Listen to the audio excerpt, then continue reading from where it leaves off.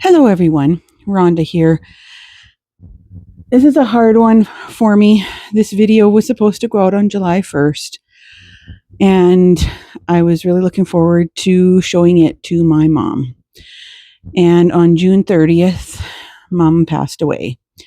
It was somewhat sudden. She had been sick for a while, but it was still somewhat sudden for us, and this has been a really, really rough time for me. My mom was my biggest fan and my best friend, and I know she would want me to continue on because she loved my videos so much. So I'm dedicating this video to her. I'm dedicating this video to my mom, my biggest fan, and loved my videos so much. You'll be hearing a lot more dedications to her as I go over the next few months, because so much of what I chose to do and the videos that I chose to make were ones that I thought she would enjoy. So just please keep our family in your thoughts. My mom was a wonderful, sweet person, the person who taught me to read, and who she was the person who read to us every night when we were kids. We would all gather around her and she would read to us and instill the love of books in us.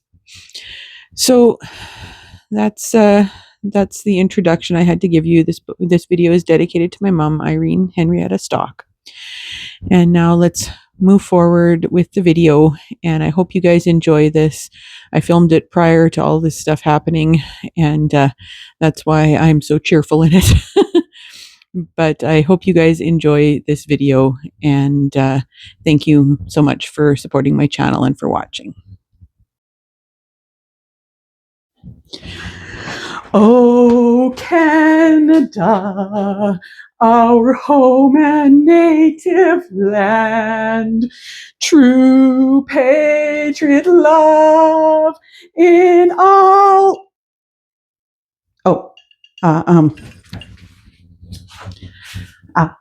Hi.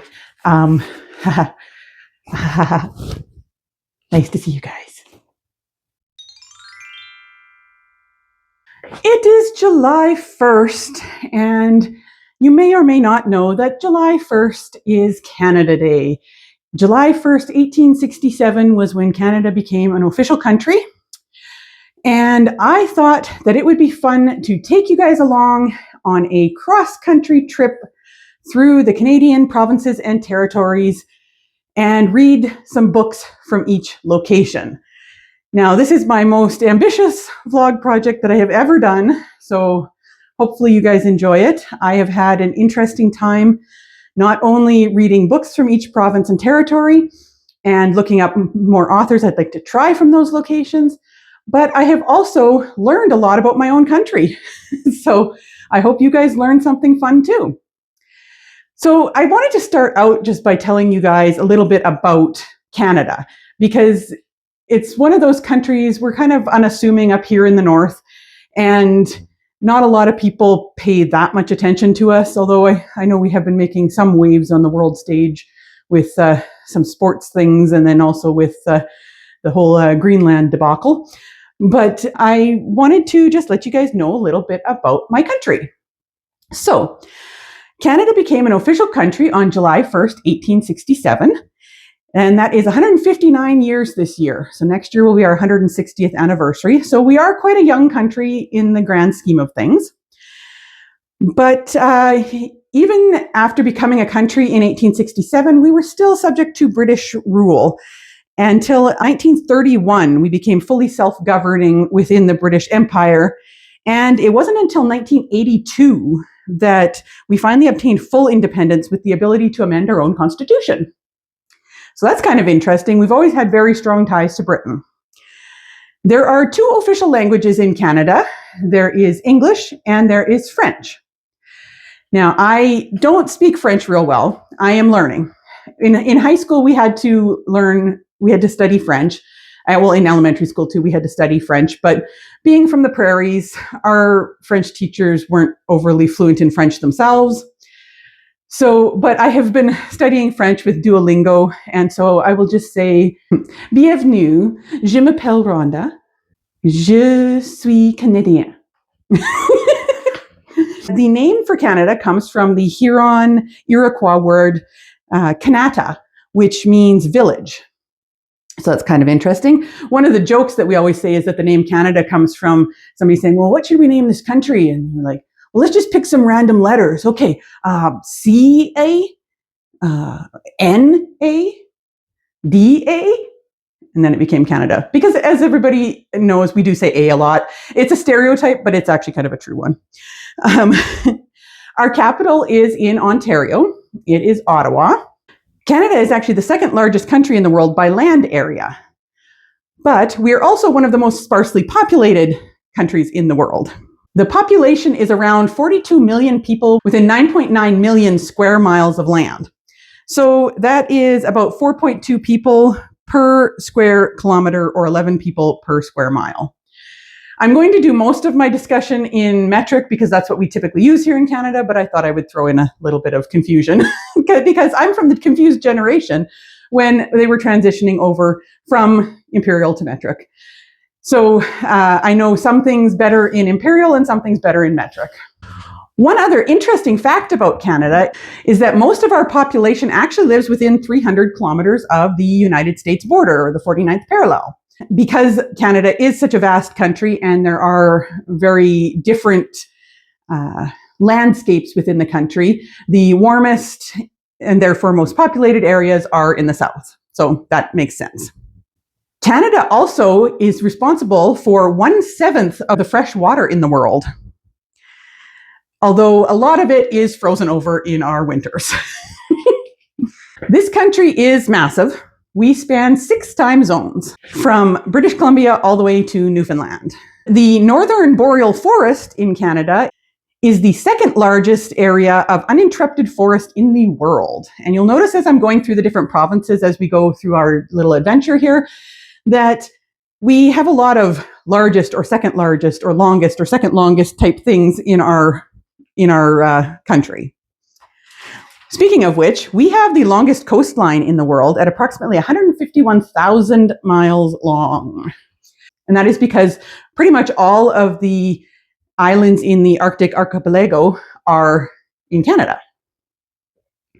Now, of course, this is BookTube, so you guys are probably wondering about writing and books. So here are a couple of interesting stats I found about Canada. There are over 10,000 books published per year in Canada. And Canadians buy over 47.5 million books a year. On average, that's 2.6 books per person per year. And most of them are print books rather than ebooks. We still like our print books here in Canada. And according to 2022 data, which is the most recent data I could find, the most popular genres in Canada are fantasy, followed by mystery and thriller, which is interesting because I like to read.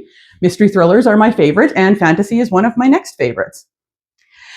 So there you have some interesting facts about Canada and our book culture.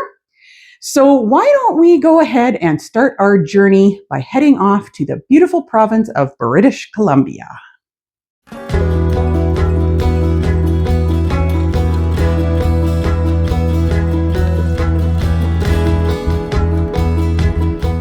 For the book that I am reading from British Columbia, I have chosen The Champagne Letters by Kate McIntosh. Now, Kate McIntosh is an author based out of Vancouver in BC. This is her first adult book, her adult historical fiction. She previously wrote YA under the name Eileen Cook, and that was mostly thrillers and mysteries, I believe. So this is her first adult historical fiction. So I've gotten 20% into the book, which is around page 71. And it's very interesting so far. You're following 2 timelines. You've got Natalie, this woman in present day, who is living in Chicago, and she is going through a rather difficult divorce. Her husband of many years, she's, I think, in her early 50s. Her husband of many years has cheated on her, and they are getting a divorce. So her life is essentially falling apart, and she doesn't know what to do with herself. She had spent so much of her life trying to make him feel good and make him into this person that he wanted to be, that she doesn't really know what she wants from life. So on a whim, she decides that she is going to go to Paris on vacation. And it's largely because she gets fed up with him at one moment and she just makes a snap decision, decides she's going to go and spend, I think it's like a week or 2 weeks in Paris. So off she goes and instantly regrets her decision because it's not her usual style. But she gets to Paris and she is out shopping in these roadside shops that sell books. And she comes across a book of letters, translated letters from the widow Barbe Nicole Cliquot, who lived in 1805. After her husband died, she continued to pursue their dream of creating the premier champagne house in France. The premier champagne house in France. So she finds these letters. So then you're getting a dual timeline. So you're getting her point of view in present day, Natalie, and then you're getting little snippets of these letters from the early 1800s, along with scenes from Barbe Nicole's point of view as she is going through these various situations. So like where I'm at right now, 20% in, you had the scene where she finds her husband has passed away, and there's some suspicion about him potentially having taken his own life, but she's trying to hide that because she doesn't want to affect anything to do with his legacy. And they have a daughter. And then you get a scene later on, a couple months later, where she is trying to convince her parents that she should continue with this business that they had started, because as a widow now in that time, she can run the business, whereas as a single woman or a wife, she wasn't allowed to do that kind of thing without a husband. So she is attempting to run this business. She has the blessing of her father-in-law, but he has hooked her up with a co-owner sort of thing to kind of help teach her the trade. But she's a very, very strong, independent woman.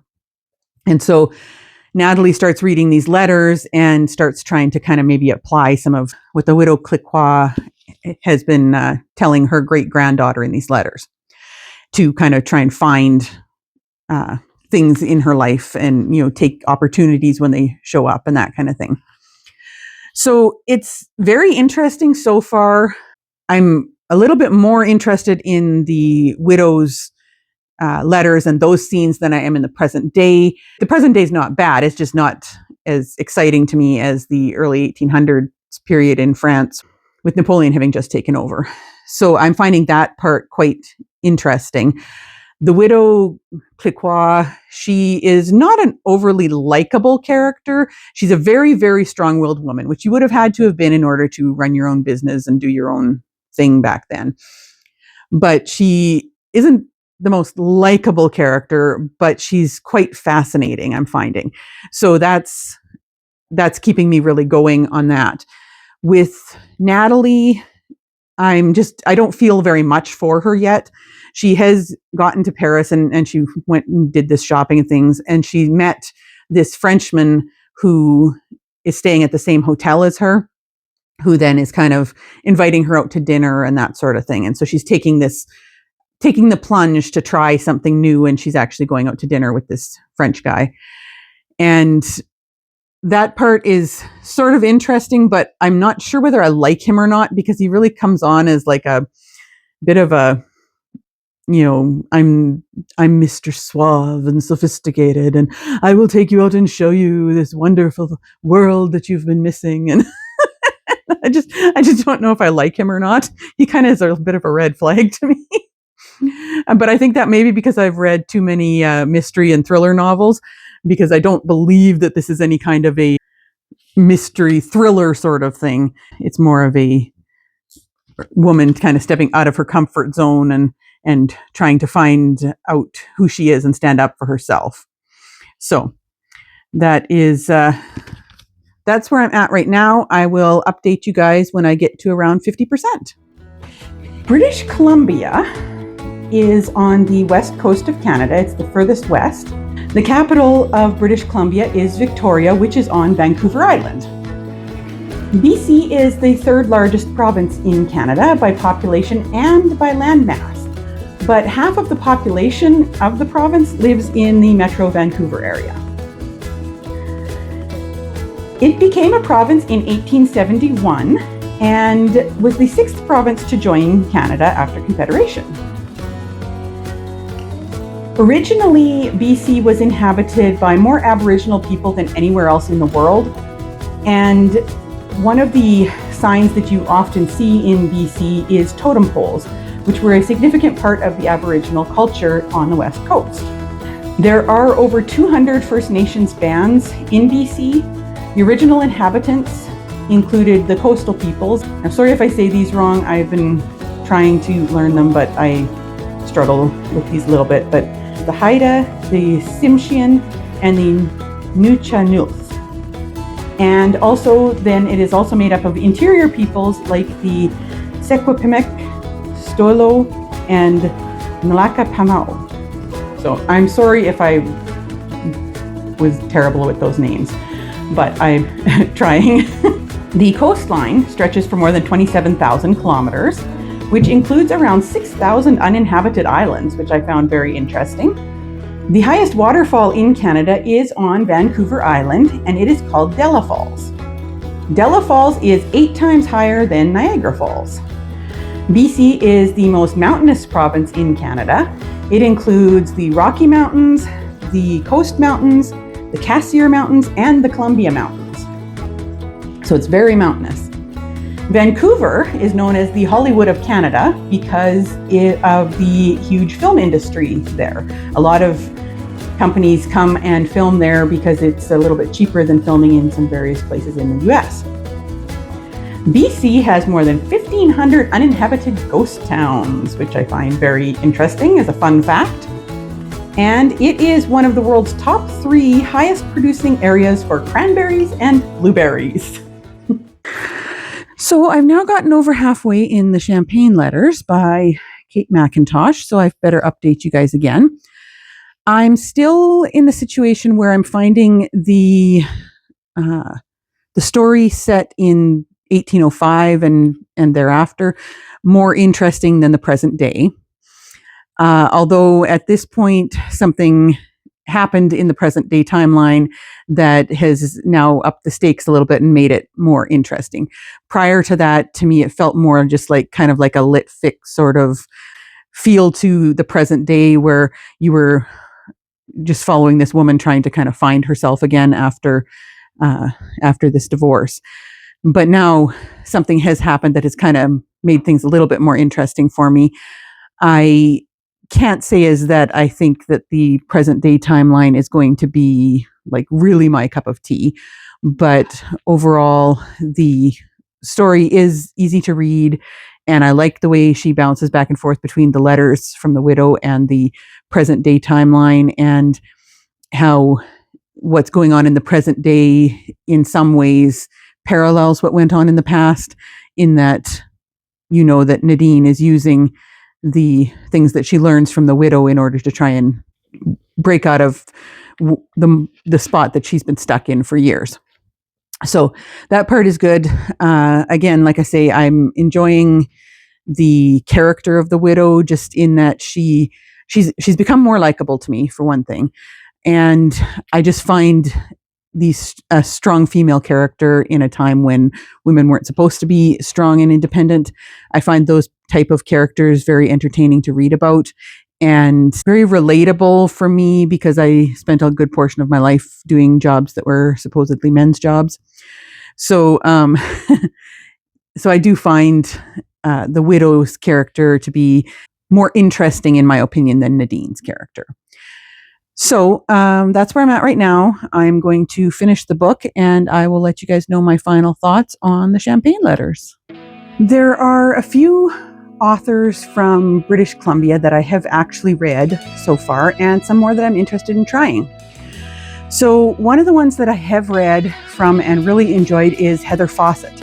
She is the one who writes the Emily Wilde trilogy, And she also has a new one out called Agnes Aubert's Mystical Cat Shelter that I'm really looking forward to reading. It's one of my most anticipated books of the year. And Heather Fawcett lives on Vancouver Island. Another one that I'm also kind of interested in trying out is Marcus Kluwer.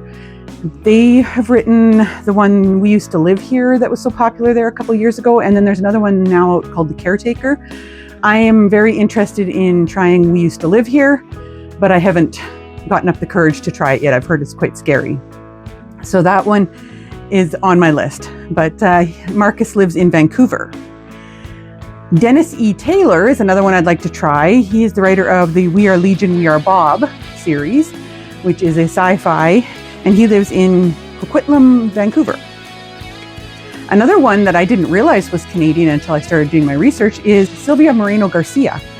I have been interested in reading her books, especially The Bewitching and Mexican Gothic, and she was born in Mexico but now lives in Vancouver. Then the other one that I was thinking of that I was kind of interested in is Janie Chang. She has written a book called The Fourth Princess that I think looks really interesting. She was born in Taiwan and now lives in British Columbia. Last night I finished The Champagne Letters by Kate McIntosh. I ended up giving this one 3 stars.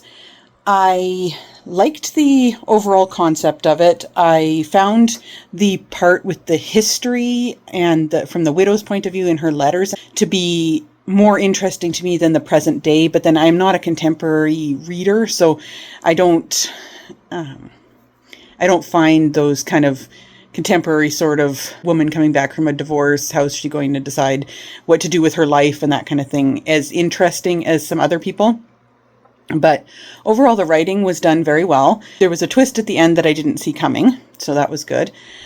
When I was reading it, though, I did find that, like I say, because I was enjoying the historical part more, I would be reading, a section and then I'd be kind of like, can we get back to the stuff happening in the early 1800s and not worry about what's going on in present day. So that was the only downside there. The character of the widow was quite interesting. I liked her attitude and I liked the growth arc that she went on. I hadn't read a lot about that particular period in history. It was around the time when Napoleon abdicated. So that was interesting. I ended up actually doing a little bit of research to see what happened at that time period because I was curious. So that's always good when I read a historical and I'm interested enough in it to do a little bit of extra research. But that's my thoughts on it. I did enjoy it. I gave it 3 stars and I am going to move on to my next location.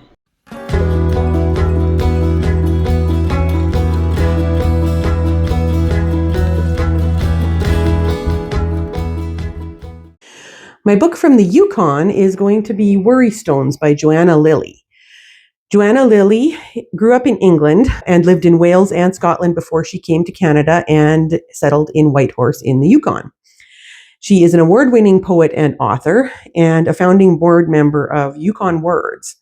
She has won the Borealis Prize, the Commissioner of Yukon Award for Literary Contribution in 2021. So this is one of her books. I believe a lot of her other ones are poetry, and there was at least one of her poetry books that I was quite interested in. But this book is a novel. It begins in the high Arctic around Iqaluit in Nunavut. And you're following this young woman. Her name is Jenny. She is studying Inuit art. So she has gone to Iqaluit and is researching for her, I believe it's like her PhD thesis or something like that. She is very interested in the Inuit art, and she's also interested in this handsome geologist that she's met there. When out of the blue, she gets a message from one of her sisters telling her that their mother has had a stroke and she's needed back in Scotland. And then you start getting into the very strange history of her family. The sisters are in touch, but don't seem very close. They all have gone kind of their own separate ways, and you start to realize that her parents somehow were involved in a cult. And so when Jenny gets there, she's trying to convince her sisters to also come, but she realizes that her father isn't there with her mother, and this other young girl is, who tells her that they have left the cult. But her mother's still in this coma, so she doesn't know what's really happening, and she's trying to figure out whether her father, who was a prominent cult leader, is trying to get her mother back, or if their mother really did escape from the cult, or what's going on. And it's very interesting. It's written as a dual timeline, so you're getting the present day stuff with Jenny going back to Scotland, and you're also getting scenes from when they were children. So you're seeing what type of people their parents were and this upheaval in their lives, and you're kind of getting a chance to see how it was that they got sucked into this cult, and how it is that these sisters are the way they are as well. The title, Worry Stones, has to do with the fact that Jenny collects stones from the various places that she has been, and then she uses them to help her when she's worrying and that kind of thing. She turns to them for comfort. And then also, Jenny has always wanted to be an artist, but was stifled by her family because one of her older sisters showed aptitude towards art. And so she's also kind of trying to find herself and figure out who she is and who she wants to be. So far at 20% in, I'm really enjoying it. Actually, I wasn't sure how I would feel about it because it's not my typical kind of book. Plus, I have a interesting relationship with cult-related books because of growing up in a cult myself. So it is, I always have to be in the right headspace to read something that involves a cult. And this one, I'm in a pretty good headspace for that right now. So I'm actually finding it really interesting, especially the stuff in the past where you're seeing how they got sucked into this and how the girls maybe broke free, and then how they're going to deal with their mother. And they haven't spoken to their parents in like 8 years, I guess, is the where it's at in the story. So it's very messy. But that also is making it interesting. And so far, I like Jenny's character. She's kind of the low one in the family because she didn't have any specific talents that were nurtured like her sisters. One was showed aptitude for acting, and one showed aptitude for art. And so they were pushed towards those things, whereas Jenny was kind of the one who was left behind. So it's really interesting to see her character, and I'm curious to see how her character will grow and kind of come into herself, because right now she is a bit of a pushover in some ways, but you can tell that there may be some strength in her that she's going to find. So interesting so far, enjoying it, and I'm liking the writing. I like the dual timeline. Again, I love dual timelines in general. So this one, I'm enjoying that dual timeline, and I will update you guys when I get further into the book. Here are some fun facts for you about the Yukon Territory. Yukon Territory became an official Canadian territory in 1898. The capital is Whitehorse, which is the only city in the Yukon and has around 32,000 people in it. The Yukon is the furthest west of the three territories. The majority of the Yukon First Nations people belong to one of the Athapascan and Tlingit language families. It is home to the highest peak in Canada and the second highest in North America, which is Mount Logan. Mount Logan is also the world's largest non-volcanic mountain by circumference. So that's kind of just a weird, interesting fact for you. The Yukon is also home to the St. Elias ice field, which is the largest non-polar ice field in the world. And it is home to the world's smallest desert, the Carcross Desert, which is only 2.6 square kilometers. Canada's oldest casino is in the Yukon in Dawson City. It's Diamond Tooth Gertie's Gambling Hall. And Dawson City is famous because of the Yukon Gold Rush. Over 100,000 people flocked to the Yukon in 1896 when gold was discovered.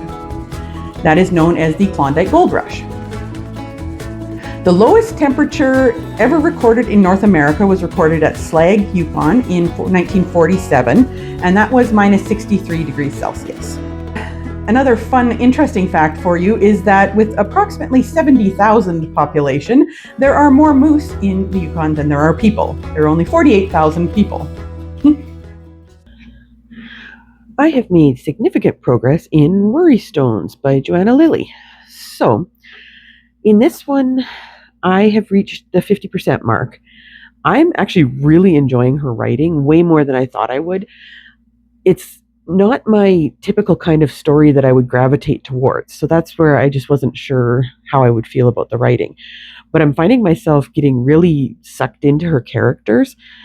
Um, the voice that she uses for Jenny's character is really good, and you can tell the distinct difference between her voice in present day versus the various stages of her past. And it's also just really interesting and intriguing for me reading her thoughts and seeing how her family got into this situation that it's in. I find that her sisters are driving me nuts in the past and present timelines, and her parents, in particular in the past timeline, because you haven't seen much of them in the present, but in the past are driving me nuts. But that's a good thing because it's a character-driven story. I always find it kind of a unique story when you start looking at how people get sucked into a cult. And having grown up in a cult, I can see now, having been out of it for several years, our whole family managed to get out of it. I can see how people get sucked in to these sorts of things. They always go after someone who is searching for something, who needs something, and they're going to provide that. And then things just get weirder and weirder and weirder, and you make allowances for it because you're getting something you need out of it. And so it's really interesting reading her thoughts in this book and seeing the past timeline where you're seeing all this stuff happen, and seeing the hints of how her parents could have gotten sucked into this. And then now the present day is getting more interesting as well, because not only do you have the situation with her mother in the hospital, but you also have a situation going on with her father that I don't want to give any spoilers, but you got the situation going on with her father that could be it could lead to some interesting conflicts, I'll put it that way. So I'm very much intrigued to finish this book. Like I said, I'm finding the characters so interesting to follow, and just seeing the way their minds are working and the way their attitudes are affecting the various situations that they're in. And in particular, I'm really liking Jenny's character. It's kind of hard to see sometimes how, with sisters like she has and parents like she has, she ended up the way she did. But she seems like the only normal, decent one in the bunch of them. But I'm also enjoying seeing in her past the things that have led up to her wanting to be an artist, but not having the confidence to do it. So I'm going to be really curious to see where that goes in the story, because I'd like to see where that growth arc goes. I'm really curious about it. So anyways, this one is definitely going well, and I am enjoying the read. I'm going to maybe try and finish it tonight. It's after midnight already, so we'll see what happens, but I am enjoying what I'm reading. Since our territories are quite small, it's not always easy to find authors in those areas. When you only have a population of 40 to 70,000 people, there's not always a lot of authors. But I did find one other author that I would like to try for the Yukon, and that is David Thompson. He has a book called Talking at the Woodpile, which is short stories that I almost picked for this one before I found Worry Stones and thought that that one sounded like it was up my alley. David Thompson lives in Whitehorse in the Yukon. Joanna Lilly, whose book I am reading, she also has a book of poetry that I'm very interested in. But that was my pick for the Yukon. If you guys know of any other Yukon authors that you would recommend, let me know. I have now finished reading Worry Stones by Joanna Lilly. And I am happy to say that I really enjoyed this one. I ended up giving it 5 stars, which was unexpected for me because it's not my usual style of story. So I was quite pleased with that. I don't have a whole lot to add on top of what I've already said, other than that I liked how layered the characters were, and I liked how she ended the story. I found it a very satisfying ending. There was some really interesting things that happened at the end. The direction the plot went was not quite what I was expecting, but I definitely enjoyed it. I stayed up late finishing it. One thing that I don't think I mentioned before is the whole reason it's called worry stones. And that's because Jenny, she collects these stones from everywhere she goes. And then she finds comfort in these stones. From the time she was a kid, she would sleep with a stone on her stomach or whatever, and certain stones from certain places mean more to her. And I really liked that. I liked how the stones that she collected represented things for her. They represented memories and feelings. And I also liked the whole metaphor for her of how gaining a new stone from somewhere had specific meaning to her. And also there was some points of getting rid of stones that she had collected. It was like that was a way to release past trauma and cope with things. And I really enjoyed that whole aspect of the story. The metaphor of the stones really worked very well. So I am very happy to say that I enjoyed that book and I gave it 5 stars, and I would definitely read more from the author. So I am very happy with my trip to the Yukon, and now I am moving on again across Canada.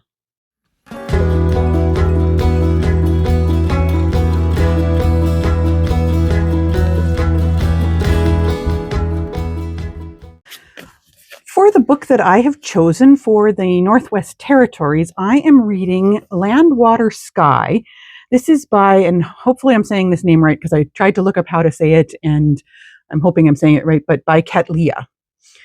So Katlia Lafferty is a Dene author from Denida, Northwest Territories. She has written several books that look very interesting, but her newest book is called Mother Earth is Our Elder, and it looks at climate change from a northern perspective. And she is a mother, a grandmother, and she is an articling lawyer who is active in environmental justice. So I thought that was interesting. I've been looking her up on Instagram. This one is called Land, Water, Sky. I've gotten about 20% into it now. And the initial start of the book, it begins with a legend that took place at the beginning of time, where there is a evil creature that comes and kidnaps this woman, puts her into a trance essentially, and then she goes with him and she ends up having his children. And then she manages to finally escape and life goes on, sort of thing. But this creature and the children are these like shape-shifting sort of wolf creatures. And I believe this is like actual Dene folklore. After that, it moves to a little bit closer to present day, but still quite far in the past, when a sky spirit comes to Earth and is born on Earth. And then through a very series of events, you find out that these shape-shifting creatures are trying to kill the sky spirit because she's the only thing powerful enough to kill them. Then it continues to move on to now we're getting up to present day, and you have the descendant of the sky spirit that is now kind of showing up and is maybe going to try and help solve some of the problems that are going on in this world. So far, it looks really interesting. This is apparently her debut novel. Her other books, I believe, she has a memoir and some nonfiction, I believe. But this one is set in Canada's far north, a layered composite novel that traverses space and time, from a community being stalked by dark presence to a group of teenagers out for a dangerous joyride to an archaeological site on a mysterious island that holds a powerful secret. It says it's riveting, subtle, and unforgettable. It gives us a unique perspective on what the world might look like today if Indigenous legends walked among us, disguised as humans, and ensures that the spiritual significance and teachings behind the stories of Indigenous legends are respected and honored. And so far, in the first 20% that I have read, I am really enjoying this one. I really like her writing style.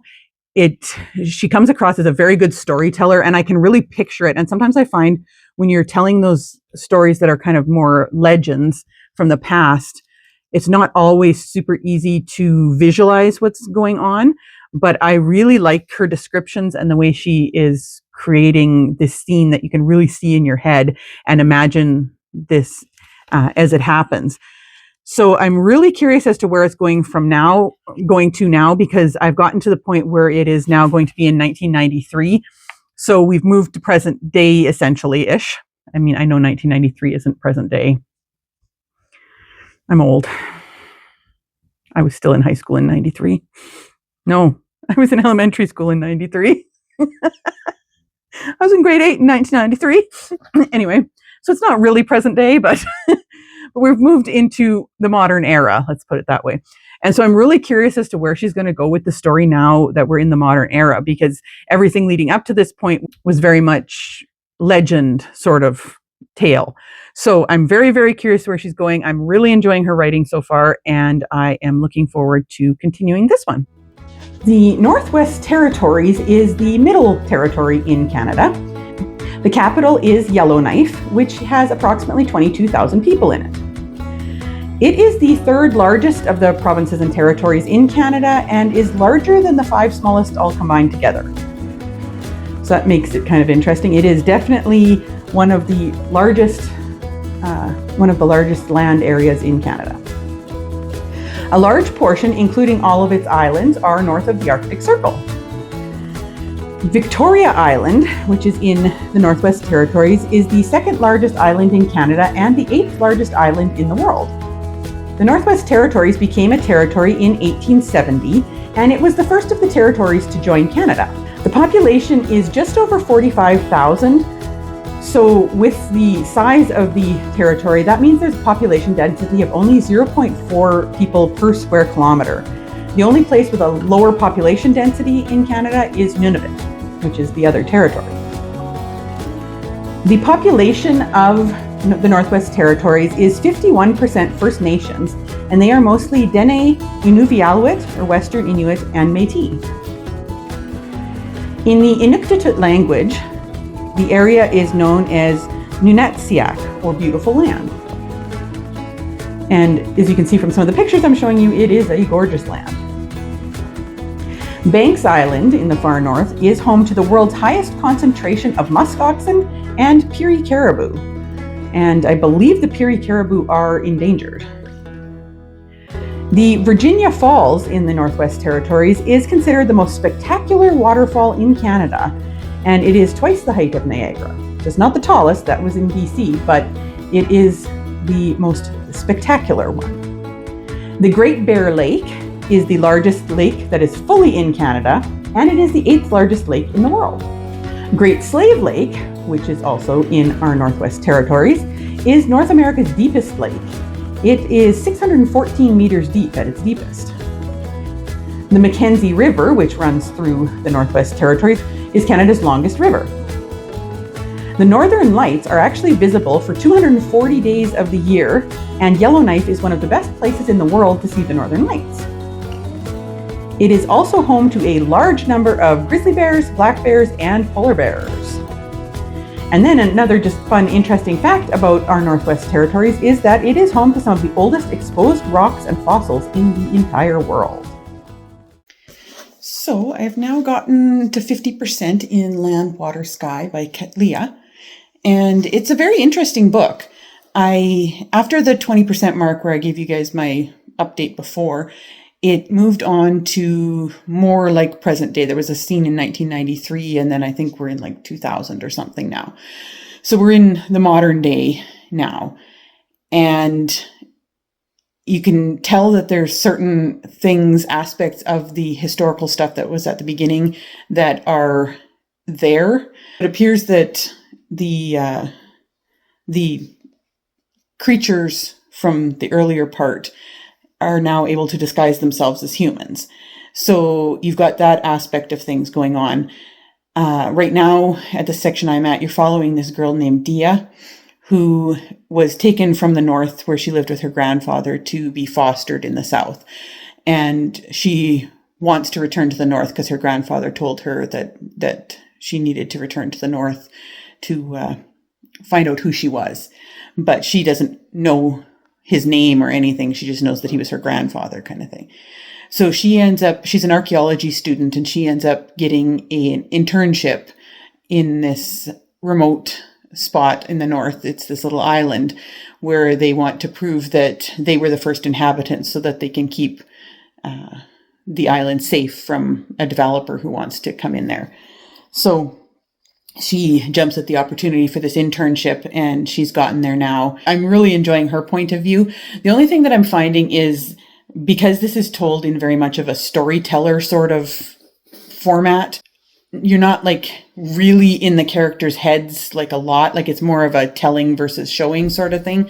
And I find that those kind of stories are interesting, but I don't get as emotionally involved as I would if it was more of a, you're really inside the person's head. Like, you get told that, she's afraid or whatever, or she sees this, sees that, and is worried about this or worried about that. But it's not like you're really inside her head. It's more of like that, like I say, a storyteller sort of vibe, where it feels like someone's telling you a story. And so I don't get as attached to the characters or the story in a setting like that, but I am still enjoying it.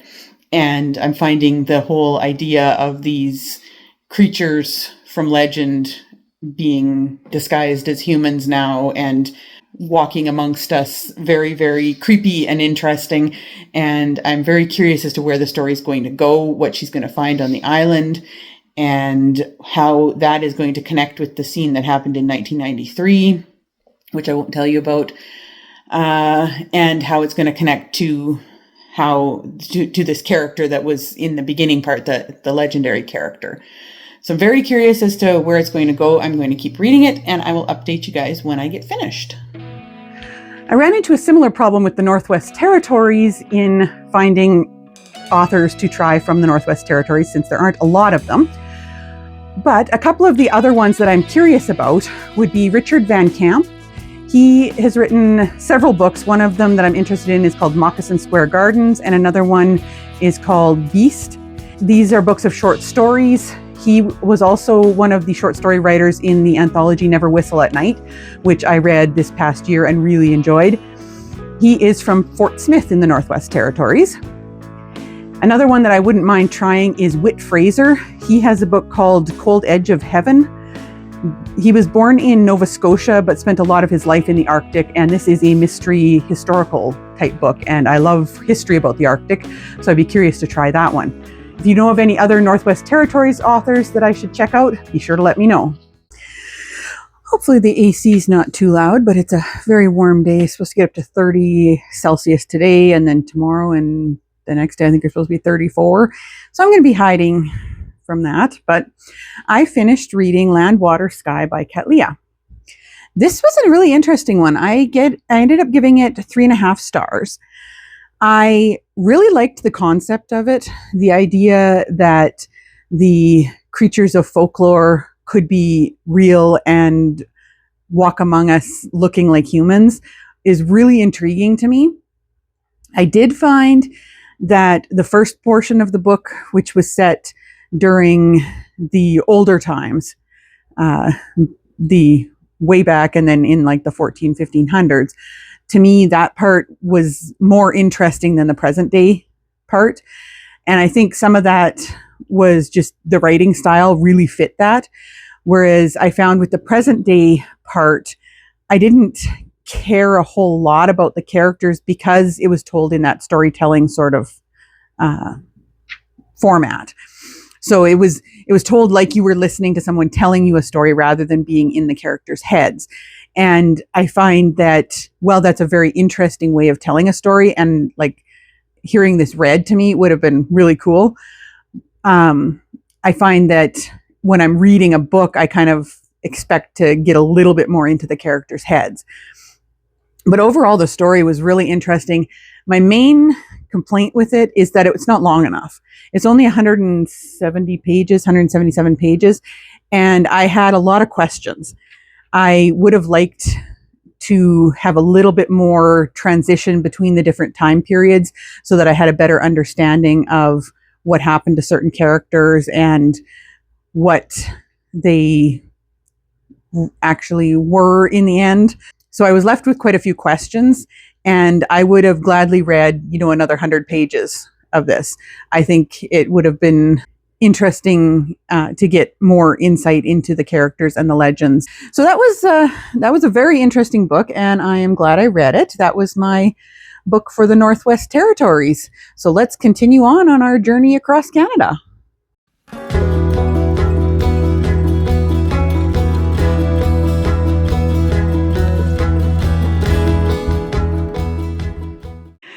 For a book from the province of Alberta, I have chosen this one, which is Colin Gets Promoted and Dooms the World by Mark Waddell. It says, the apocalypse will be an HR nightmare. So this one looks really funny. I'm about 20% into it now.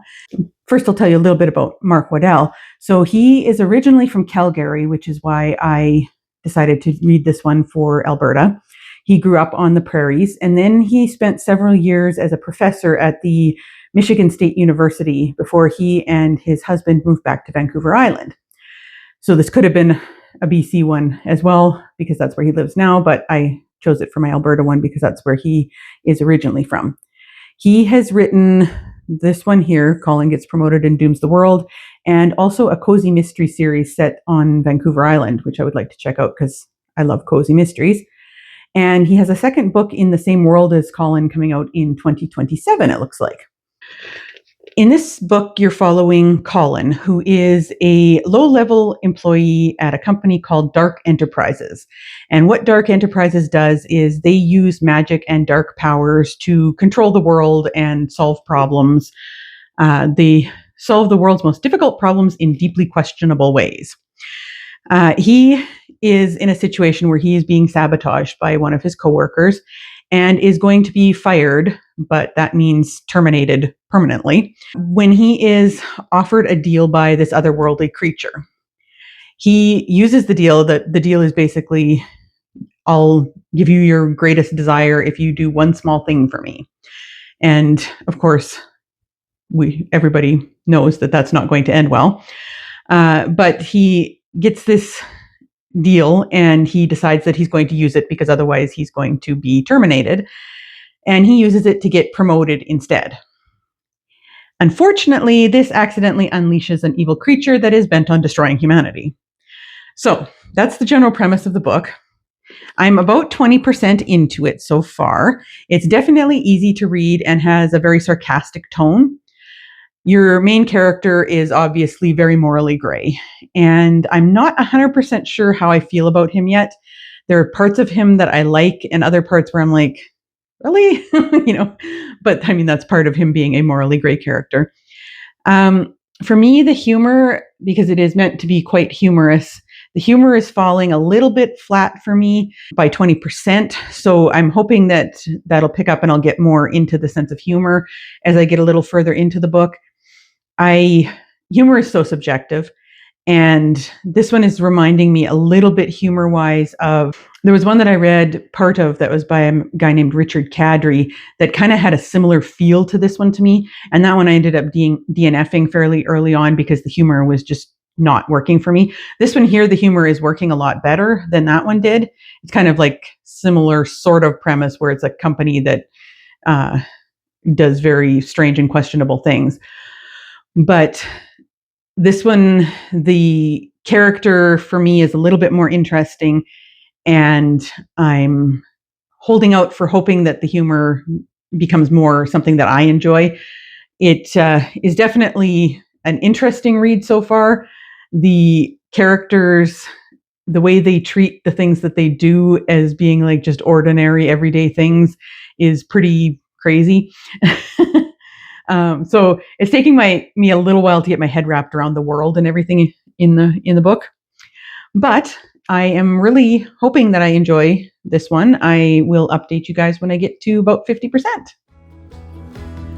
The province of Alberta. The province of Alberta became a province in 1905. Prior to that, it was part of what was known as the Northwest Territories. The Northwest Territories was a huge section of land, and then it slowly got parceled off into provinces and other territories until the present day configuration.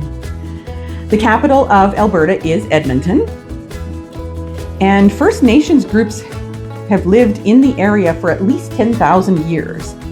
There are 45 different First Nations in Alberta, and it is the 6th largest of the provinces and territories of Canada. Alberta has a lot of parks. They have 75 provincial parks and 5 national parks. And those parks are home to elk, moose, bighorn sheep, grizzly bears, bison, cougars, and wolves.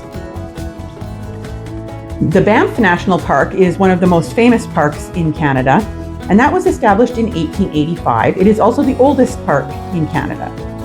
It is located in the Canadian Rocky Mountains. Another fun, interesting fact is that Alberta is known for its dinosaur fossils.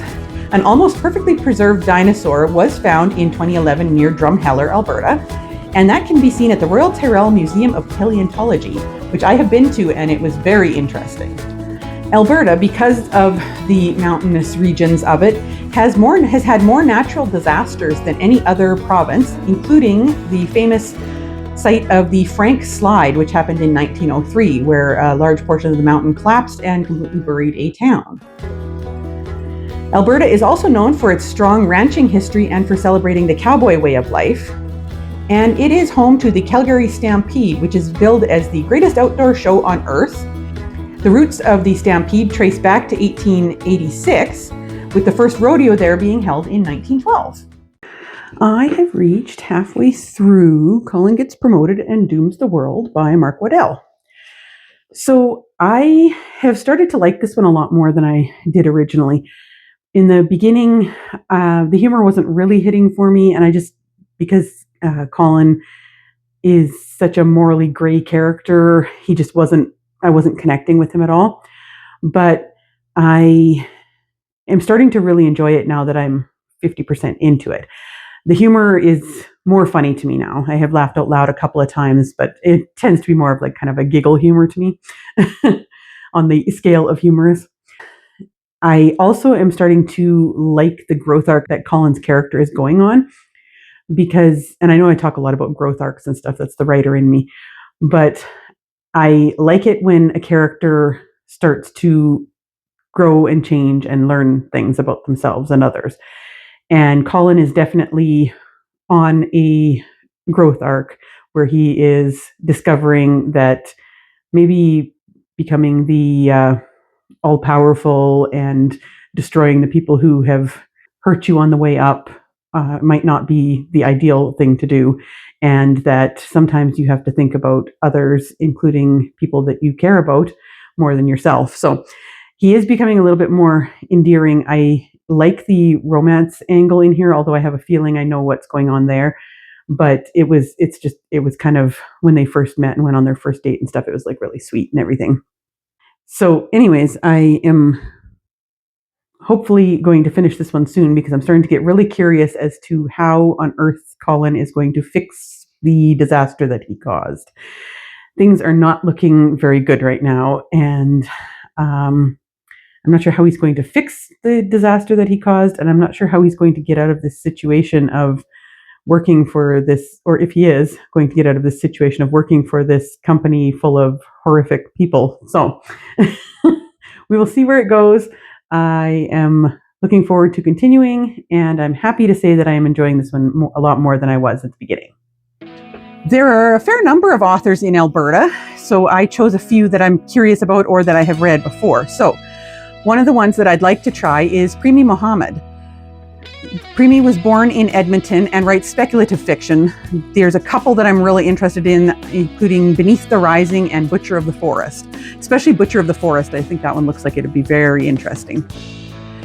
There is also Will Ferguson. He's written a book called Spanish Fly that takes place in the 1930s that I'm really curious about. I actually own that one. And he writes a series of mysteries about a woman named Miranda Abbott. He was born in Fort Vermilion and lives in Calgary. He's a novelist and a travel writer. I do have one of his travel books as well about Canada. One that I have read is Connor Kerr. I read Prairie Edge by him last year, and I thought that one was really interesting. He lives in Edmonton, and Prairie Edge was a literary fiction about a couple of First Nations young people. I really found that one very interesting. Another one that I would like to try that I haven't yet is Fonda Lee. She's written that very popular fantasy series, The Green Bone Saga. She was born in Calgary, and she is a fantasy author. Today I finished Colin Gets Promoted and Dooms the World by Mark Waddell. This one was quite fun in the end. I got more attached to the characters as it went. I still am not 100% sure. Like, I didn't really like some of the characters, but they were entertaining. I did find the relationship between Colin and Eric to be quite endearing, and that was fun. The ending was quite entertaining. There was a lot of action that happened at the end, and it does definitely leave it open for a sequel, and I believe there is a sequel coming here this year or next year. So I'll probably definitely pick up the sequel. I think for me, the characters were a little too morally gray for me to really feel like I wanted to give it like a 5-star. Like, it's not a new all-time favorite, but I still did enjoy it, and I thought it was well written and entertaining. So I'm giving this one 4 stars. And I would definitely read more by Mark Waddell because this was a very entertaining, fun read. So let's move on to our next location.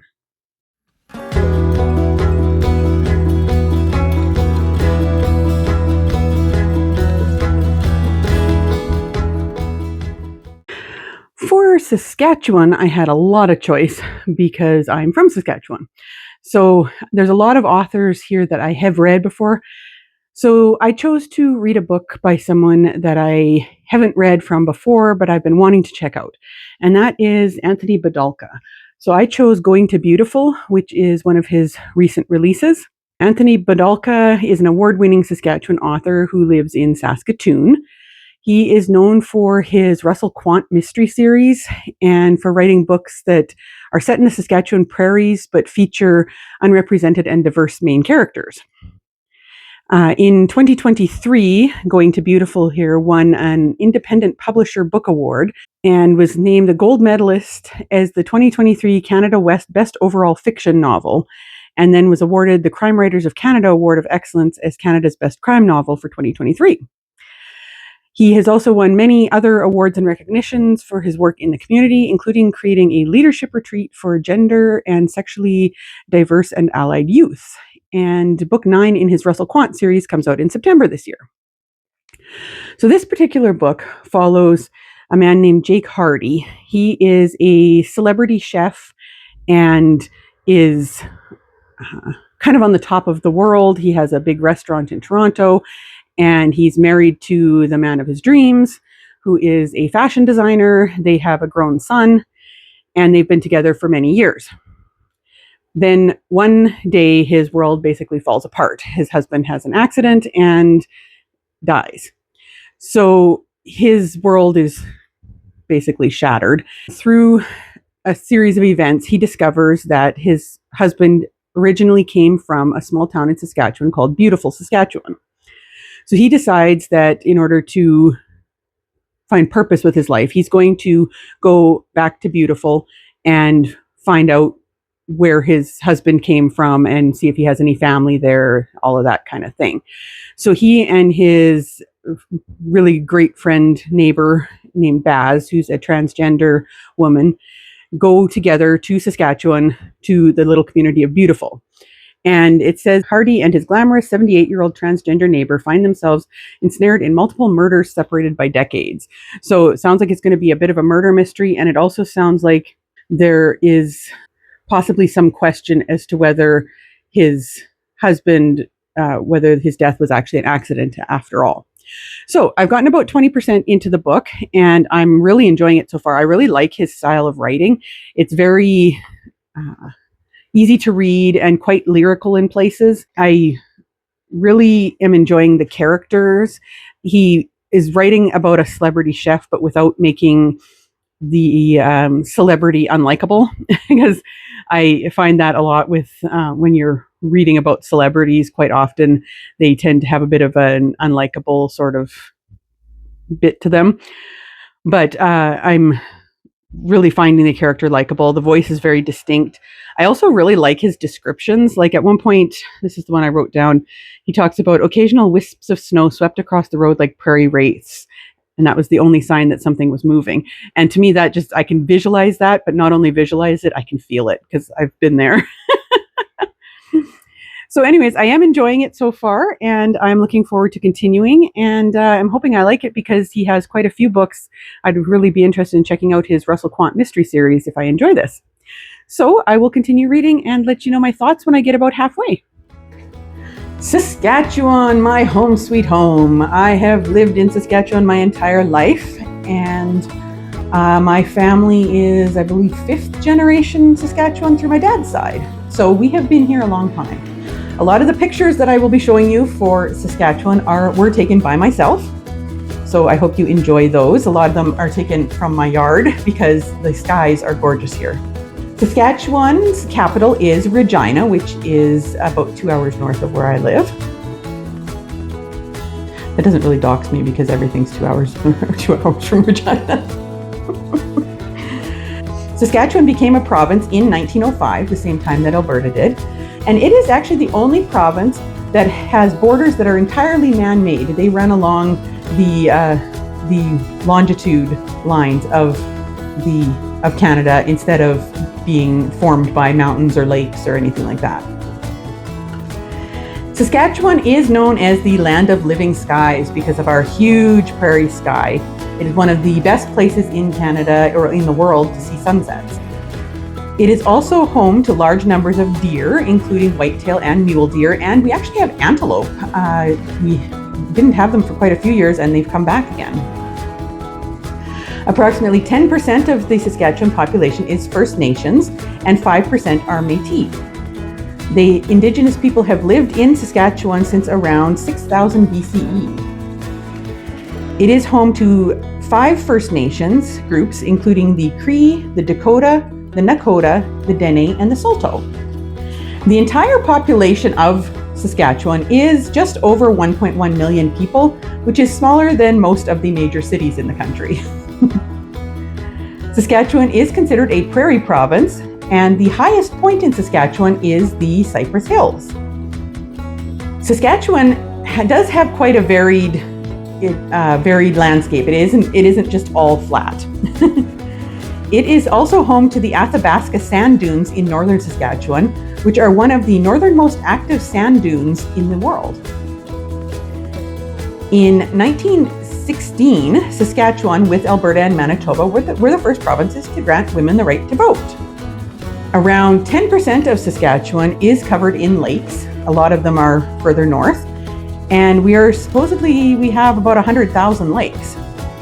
The southern part of Saskatchewan, which is where I live, is prairie, and the northern half is covered with boreal forests. So if you go further north, you get out of the flat zone and you end up in some nice forested area.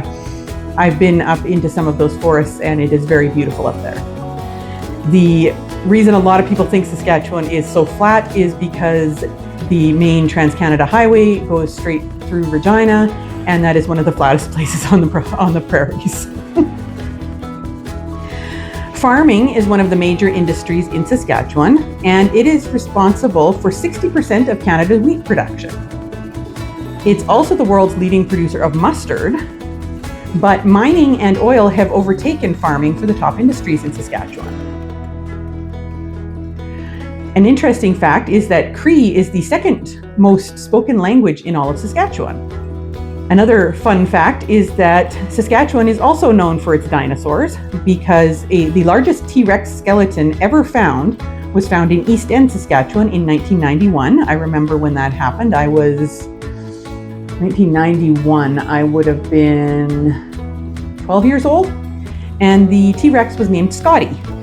Another just interesting fact about Saskatchewan that not a lot of people know is that it has 200,000 kilometers of roads. That is enough to travel around the world 4 times. We have a lot of roads because we are a very sparsely populated, spread out province. I have now reached almost 50% in Going to Beautiful by Anthony Bedulka. I'm really enjoying this one. It is a very well-written book. I really, really like the character voices. They're very distinct, very original. I really am enjoying the relationship between Jake and Baz and the way they handle things that they run into in this unfamiliar territory that they're in. I also am really enjoying the way he describes small town life. I find sometimes with Saskatchewan writers in particular, I've noticed, but with prairie writers in general, sometimes when they're writing about small town life, they tend to focus on the negatives. And I love living in a small town. I love, I love living on a farm in a rural area near a small town. Let's put it that way. I don't like people enough to live in town. But I love the atmosphere of small towns. I love the everybody knows everybody, and people helping each other out, that sort of thing. And I know there are negatives to life in a small town, but I find that often Saskatchewan writers in particular really focus on the negatives. And one thing that I'm finding so refreshing and fun with this book is that Anthony Bedolka is focusing on the good parts of small town life. And yes, it's unusual to our main character who comes from Toronto, but it's entertaining to read as they're going over to these people's places for a huge supper, and they're experiencing a poker derby and those kind of events. I'm just finding it really entertaining. It's described on the back as a love letter to life on the prairies. And I like that because I'm really enjoying the experience. I appreciate the fact that he hasn't written it as though this small town is like the most horrible place to ever visit. you know. So anyways, I'm really enjoying that. Coming up onto 50% now, we're starting to kind of get an inkling of what the mystery is probably going to be. I'm very excited to find out where it's going next. And like I say, I'm loving these characters. I get a real kick out of Baz. She is so funny. And yeah, I'm just really, really enjoying this book. And I will let you guys know when I finish. Of course, in Saskatchewan, I have endless numbers of authors that I could choose from because I'm part of the writing scene in Saskatchewan. Now, I had to narrow the list down, so I narrowed it down to some that I'm interested in and some that I have read before. One of the authors that I'm really interested in trying is Gail Bowen. She is the author of the long-running Joanne Kilbourne mystery series. She lived in Regina, Saskatchewan. Unfortunately, I just saw online that she recently passed away, so condolences to her family. A classic Saskatchewan author that I have always loved is W.O. Mitchell. W.O. Mitchell has written some of my favorite books like Who Has Seen the Wind, The Kite, and Jake and the Kid. I have read these books multiple times over the years, and he is one of my favorite classic authors. His description of the prairie in the beginning of Who Has Seen the Wind is one of my all-time favorite pieces of writing. Another author that I'd like to read more of is Maureen Ulrich. Now, Maureen is part of my writers group, and she is a wonderful writer. I have read her Jessie Mack series, which is a young adult series about a hockey player, a young girl who plays hockey. But she also has a new series called The Winds of Change that looks really, really interesting. It's about a young girl who gets caught up in a revolution. So I'm very curious about that one. An author that I've read a lot of his books as well from Saskatchewan is Guy Vanderhaeghe. My favorite book of his is called A Good Man. I also really enjoyed his one, The Englishman's Boy. He writes historical fiction for the most part, and he was born in Esterhazy and lives in Saskatoon. And another author that lives in Saskatchewan that I wasn't aware of is Jan Martel. I have read Life of Pi, like pretty much everybody else in this universe, and I definitely found that one interesting, and Jan Martel lives in Saskatoon. Last night, I finished Going to Beautiful by Anthony Bedolka. I ended up really enjoying this one. I like his writing a lot. His descriptiveness was such that I could really, really visualize everything that was going on.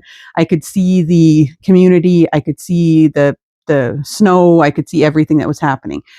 I really liked his descriptions. I also really liked the characters. They were very entertaining. Baz was still my favorite one by the end. And I thought that there was a very satisfying ending to it. I really liked the ending. I liked the hopeful notes in it. And I really, really enjoyed the found family aspect of this one. It dealt with not only Jake finding, family that through marriage, but also finding a found family in this small community. I also really liked the way that he wove in all the aspects of diversity into it without making it seem like it was out of place or anything. It just felt so natural. And I really, really enjoyed that. I liked the way he had the townspeople respond to things and how he showed both sides of how people can respond in small communities. But overall, it had such a nice, hopeful note to it, and I really, really enjoyed it. And I'm very happy I enjoyed it because I've been super interested in checking out his Russell Quant mystery series, and this just encouraged me to definitely go forward and check those out.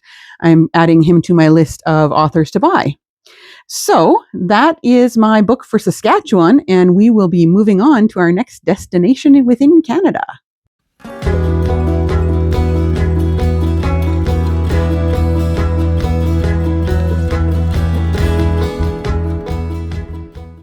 The book that I've chosen to read for the territory of Nunavut is Split Tooth by Tanya Tagak. Hope I'm saying that correctly. I looked up how to say it, and I hope I'm saying it correctly. Tanya Tagak is from Iqaluit, which is also known as Cambridge Bay in Nunavut.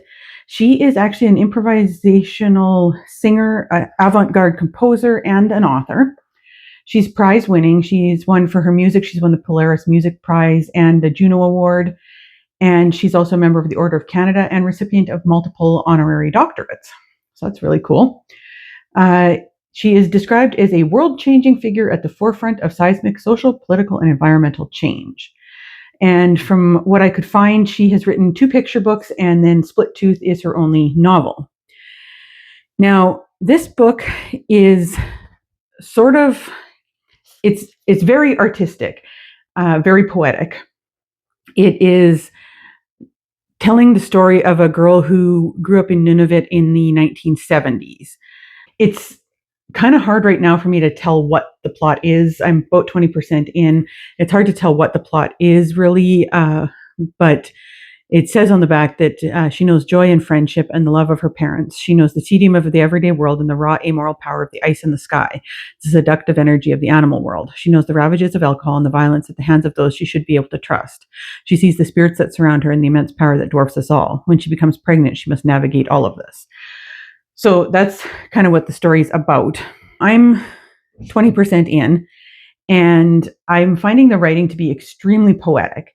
It's very beautifully written. But I don't really feel a whole lot yet for the things that are going on because I think it maybe is a little too experimental for what I like. Like there'll be a little section and then there'll be like a poem and then another little section and a poem. And it's kind of sort of sounds memoirish, but I do believe it's supposed to be fiction.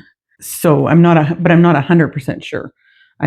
From what I had read earlier, I think it's supposed to be fiction, but it does read somewhat memoirish, but also very poetic. And I'm finding it a little bit hard to follow what the main thread of the story is because it seems like these little snippets throughout it. There are some very hard topics that she talks about in here. So look up your trigger warnings. There's definitely lots of essay. And essay of children. So that's not very easy to read. But overall, like I say, I'm finding the writing itself is really beautiful. It's just that I kind of don't really have much clue of what's going on as like a through line through the story. Now I am only 20% in, so I will update you guys when I get to halfway, and we'll see whether I have grown to like it or not. I'm still kind of on the fence right now. Other than, like I say, it's beautifully written. It's just that I don't really understand. So anyways, that's where I'm at with that one. And I'll update you guys when I get to about 50%. Our third and final territory in Canada is Nunavut. It is the newest territory in Canada. It became a territory in 1999. I also remember that happening. I would have been in university then. I would have been out of high school for a couple of years when that happened. The capital of Nunavut is Iqaluit. It is the largest of all the provinces and territories and covers 2 million square kilometers. It has the longest coastline in Canada because it includes most of the islands in the Arctic archipelago. It also includes Baffin Island, which is the largest island in Canada and the 5th largest island in the world. 84% of Nunavut's population is Inuit. They're the only province that has 4 official languages. Their official languages are English, French, Inuktitut, and Inuinnaqtut. The only way to get to Nunavut is by air or sea. There are no roads going in. They have roads in their communities, but typically the only way to get from place to place in Nunavut is by plane or snowmobile, and they do still sometimes use dog sleds. 75% of the world's narwhals spend significant time in the Nunavut waters. Because almost all of Nunavut is tundra, there are very few trees. The only ones that there are in the south near the Manitoba border. Nunavut is home to many polar bears, which are the largest land carnivore on the planet. And it also has the northernmost place on the North American continent. Nunavut has the lowest population of any province or territory in Canada at around 40,000, or just under 40,000 people. The Inukshuk is a symbol of Nunavut. It is a structure that you can see in the picture that it was built by Arctic people to mark important places as well as hunting and travel routes. The Canadian Inuit dog is one of the world's oldest pure dog breeds, having lived in the Arctic for over 4,000 years. And they are common in Nunavut. And there are 25 times more caribou than humans in Nunavut.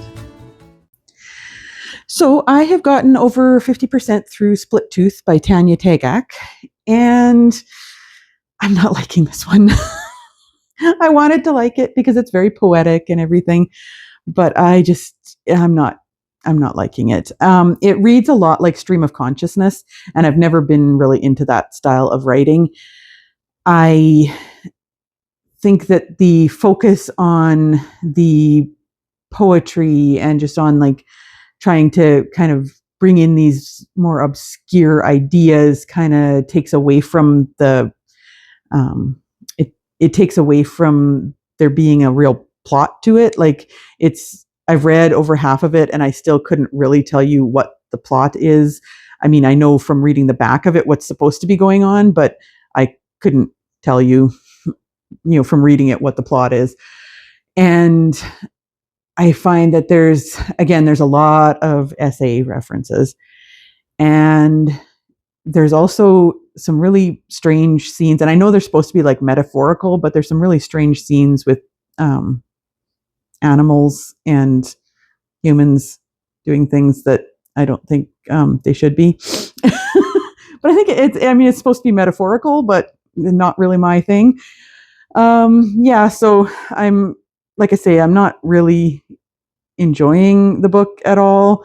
I still think that her writing is quite beautiful and her poetry in here is quite interesting, but it's just, I'm not getting the point of the book really. But anyways, I will keep reading and finish this one and let you guys know my final thoughts. Nunavut is the least populated territory in Canada, so finding authors from there wasn't super easy. But I did find a couple of extra authors that I am curious about trying. They both write teen or middle grade fiction, but the books that I found look like they would be up my alley. One of them is Aviak Johnston. They are an Inuk writer from Igloolik and currently live in Iqaluit. They have written teen fiction. The ones that I found looked like they'd be the most interesting to me are Those Who Run in the Sky and Those Who Dwell Below. That is teen fiction that looks very interesting. I believe it has a lot to do with folklore. Another one that I'm very interested in checking out is by Rachel Atatuk Kitswalik Tinsley. And that book is called Skraelings, and it is co-written with her husband, Sean. She was born on Baffin Island. I'm very curious about that one because it's about the Viking immigration to North America back in around the year 1000, but told from the point of view of the First Nations people. So I'm very curious about reading that one. If you know of any other authors from Nunavut that I should check out, make sure you let me know in the comments. I finished Split Tooth by Tanya Tagak. So, this book. What can I say about this book? I didn't like it. I ended up giving it 1 star. Just, I see where some people could really enjoy this style of book, but I'm just not that person. When it got to the end, I couldn't have really told you what the plot was. It was one of those ones, kind of reminded me of reading that one Held by Anne Michaels last year that I gave 1 star to as well. From reading the back, it talks about this girl growing up and getting pregnant and understanding the animal world and the world of the ice and the sky and everything. And I didn't really get a clear picture of that. With books like these, the problem that I have is I never feel attached to the characters at all because it's told in such a poetic way and from enough of a kind of a distance of a viewpoint that I just didn't really feel anything for the character. Like, it was written in first person, so it was like, I do this, I do that.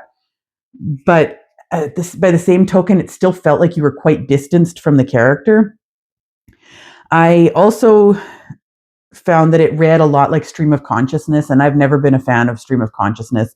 I just find it hard to follow, and it kind of gets annoying after a while. There were those weird sexual metaphors that I'm sure have some strong meaning, but I didn't really want to delve too far into it.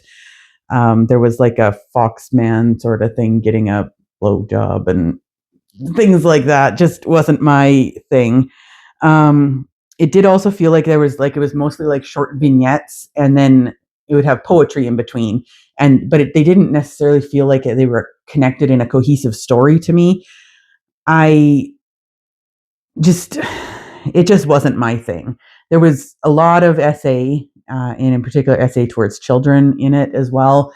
And while that's a very important topic, I would have probably appreciated some trigger warnings at the beginning because I was not expecting that at first. But it wasn't easy to read those parts. But I guess that's kind of the point of that. But overall, from my taste, it was too experimental. It was one of those cases where I finished it and I was like, okay, that was a thing. I'm not sure what it was, but it was a thing. But anyways, that is my thoughts on this one. I would say if you are the kind of person who really likes lyrical writing and that kind of literary fiction where there's not a lot of plot or character, it's just more about how beautiful the writing is, this would be for you. Also, because a lot of the writing was quite beautiful, it just kind of got to be too much for me, and I didn't feel like there was any kind of a story to it. And if you're one of those people who kind of likes that weird girl sort of fiction, where it's like just something very different and not your typical type of book, something experimental, definitely I would recommend checking this one out then. It might be way more up your alley than it was for me. Sad to say that I didn't enjoy that one, but you can't win them all, and we will continue on with our journey across Canada.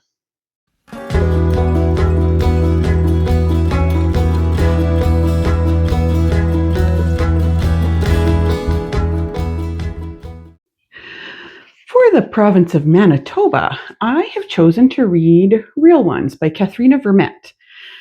This is Katharina Vermette's 4th novel, I believe, 3rd or 4th novel.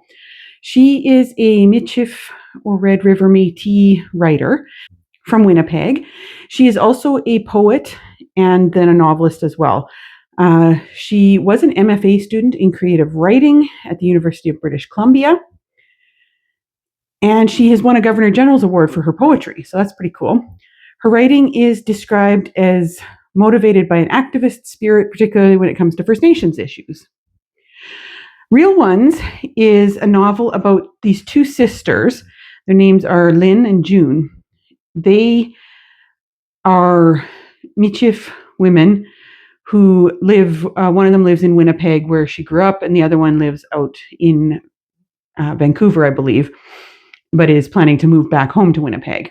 June is a Native Studies professor and an activist in that area. And Lynn is an artist and other various things, and has a daughter who's very precocious and is out visiting Vancouver right at this point for kind of like, I think it's like an educational internship sort of thing. So that's kind of where the story starts. And then they get a message or a phone call.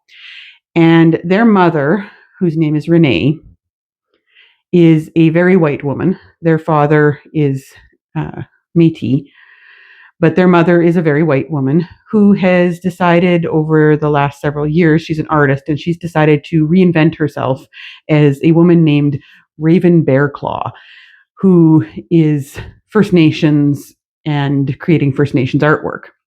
But it has suddenly come to the attention, she's gotten a lot of grants and that sort of thing, suddenly come to the attention of people who have seen her work and everything, that she is not actually First Nations at all. She's very white. The girls have they've been estranged from their mother for a long time. I think it's been like at least 10 years since they've talked to her. And they knew what she was doing, but kind of put their heads in the sand about it and didn't deal with it. And now this Renee's lineage has been traced and has been revealed that she is not actually First Nations. And the girls are worried that it is going to reflect somehow on them and affect their lives. So that's kind of the general gist of the story. Right now, at about 20% in, we've just met the girls and we're kind of learning about them and their lives and learning about their thoughts towards their mother. It looks like it's going to deal with they have to face past trauma when they're dealing with all of this that happened. Their mother is definitely an odd duck, and she won't listen to them when they try and tell her that this is not okay what she's doing. So they've gotten contacted by a reporter who then not only called into question the mother's lineage, but also called into question theirs, which is something that they want to avoid at all costs because, like, for example, June is a woman who works on advocacy and that sort of thing for First Nations issues and is very passionate about Métis women. So to suddenly have their lineage called into question along with Renee's is devastating to her. So it's definitely, so far, it's an easy read. I think it's going to get quite deep though, and I'm curious as to where it's going to go. The writing itself is very readable, and I like the character voices. There is quite a unique difference between Lynn and June. They're alternating chapters, so it actually makes it quite easy to tell who's who. I haven't had to go back and check multiple times like I sometimes do when I'm reading books like this. I'm very curious as to what is going to happen and what kind of blowback there will be from this issue. It's very interesting because I know of several cases in Canada where somebody did claim Indigenous or First Nations lineage in order to get grants and become famous at various things, and was outed as a pretender, or a pretendian, they call it in here.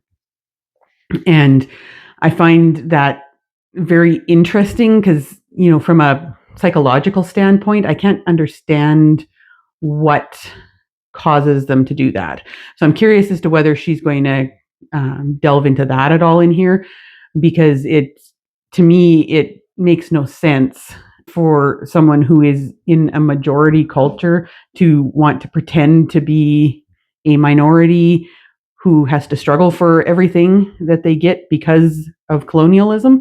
So I'm not sure what her mother is thinking and what any of those people who have done that sort of thing are thinking. it's this whole idea of cultural appropriation and everything is something that I'm curious about as to why people would try and do that, and take the scholarships and take grants and that kind of thing away from the people who actually have that lineage. So I'm curious how she's going to delve into all of that here. It's definitely, like I say, very readable, and I'm interested in the story, interested in the character voices, and I'm going to keep reading and let you know when I get around 50%. Manitoba is my neighbor, and you will see some of the pictures that I'm showing you are ones that I took again. The capital of Manitoba is Winnipeg. It joined Canada in 1870 and became the 5th province in Confederation. The earliest inhabitants of Manitoba were the Cree and Assiniboine First Nations. They were later joined by the Anishinaabe and the Dakota. Hudson Bay in northern Manitoba is the world's 2nd largest bay. The geographical center of Canada is located in Manitoba. I believe it's near Winnipeg.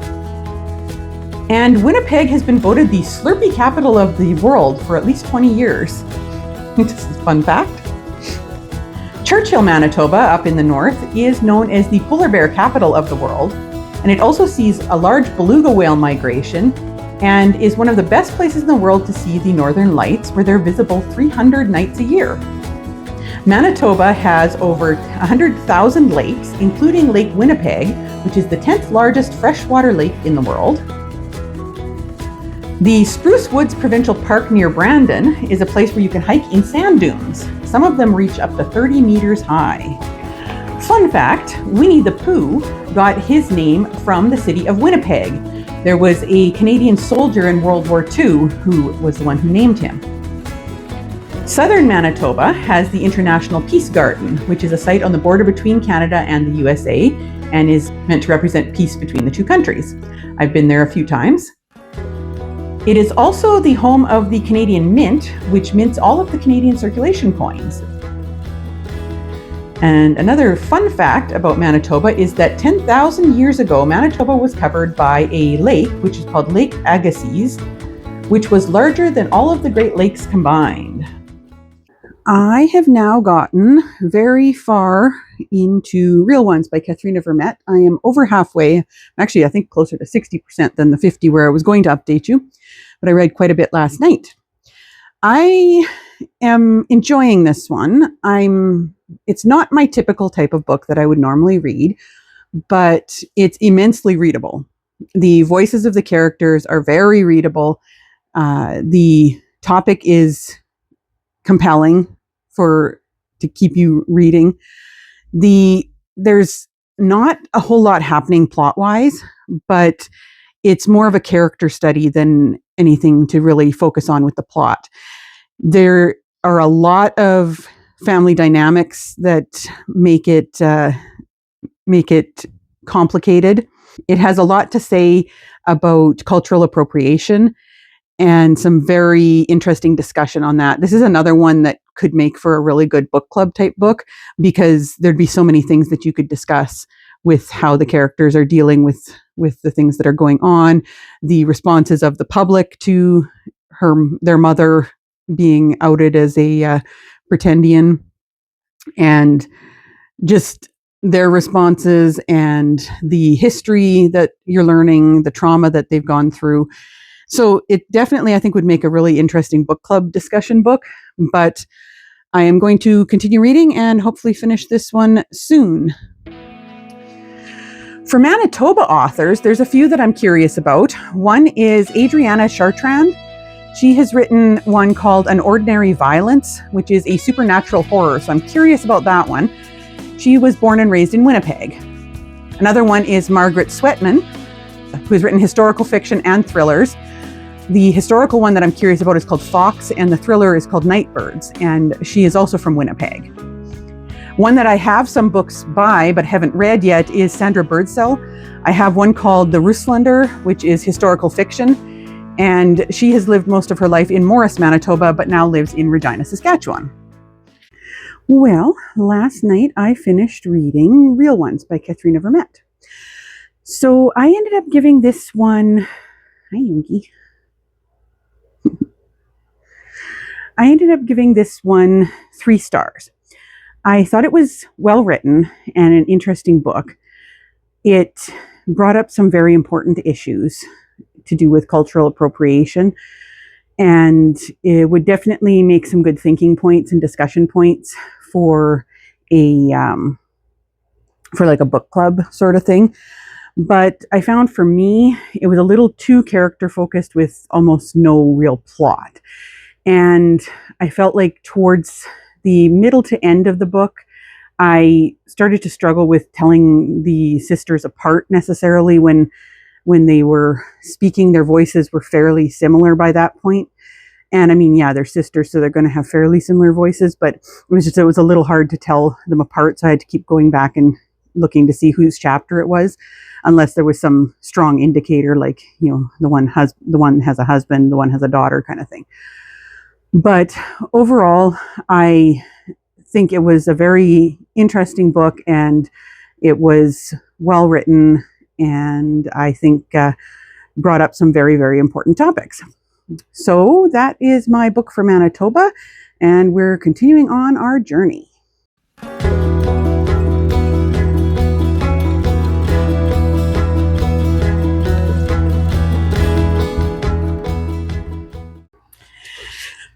For Ontario, I had quite a lot of choice because there's a lot of authors from Ontario, but I chose to read This Is How You Lose the Time War by Amal El-Mohtar and Max Gladstone. Now, Max Gladstone, I believe, is from somewhere in the States, but Amal El-Mohtar is Canadian. She was born and raised in Ottawa, Ontario, and she is from a family of Lebanese descent. She writes speculative fiction and teaches creative writing at the University of Ottawa. Her first solo novella is called The River Has Roots, and that came out in 2025. This was I believe this one was her debut that she wrote with Max Gladstone, and has won several awards, including the Nebula, Locus, and Hugo Awards for the best novella. So that's why I chose to read this one. I own it, and I've been wanting to read it for some time. So the general premise of this one, I'm about 30% in. And it's a little hard to explain. It's one of those ones that's a little hard to explain. So you have 2 characters. You have Red and you have Blue. They are operatives for opposite sides of this war. Red is from a technological type world, and Blue is seems more like a natural world. They are both in what's called a time war. So they travel back in time to various times and universes and dimensions to try and change certain small events that would then cause their cause in the future to be what they want it to be. So it starts out with Red, who is on this dying planet and has just finished being involved in this massive war. And she finds a letter on the ground that says "burn before reading." So she picks it up and, through a sequence of events, reads this letter, and it is from her enemy, Blue. And then in the next part, you switch to Blue's point of view, and Blue is doing something for her cause, and she comes across a letter hidden from Red. And that begins their correspondence, and they start corresponding back and forth, while also stopping each other from succeeding in their goals. So anyways, they're both the top of their game, and they're kind of challenging each other to see which of them is going to win. But as you continue reading the letters, they start getting more and more chatty and talking about more things than just, oh, I beat you in this case or whatever. So I am curious to see where it's going to go. It calls it a twisting sapphic time travel fantasy love story. So I assume that these two are going to start falling in love through these letters, but I'm curious as to where it's going to go. It's definitely not my normal style of book, and it is a little low on the world building. It took me quite a few chapters to really kind of get my head wrapped around what was going on. The imagery is really cool, though. There's the way that they're leaving these letters for each other is they leave them in various things. Like, for example, I'll tell you like the first one or the first couple, because that's at the beginning of the book, so it's not really a spoiler. But the first one there where it says burn before reading, she starts it on fire, and as the fire eats the paper, she sees the words and can read them.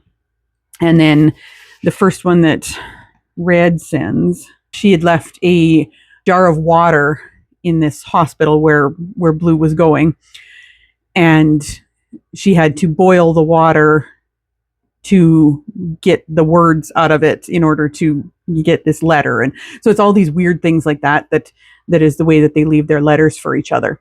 At the very beginning, you find out that there is somebody or something called the Seeker that's following them, and they think that they've destroyed the letters, but the Seeker is finding and gathering the pieces or something, but I'm not really sure what that's going to have to do with anything.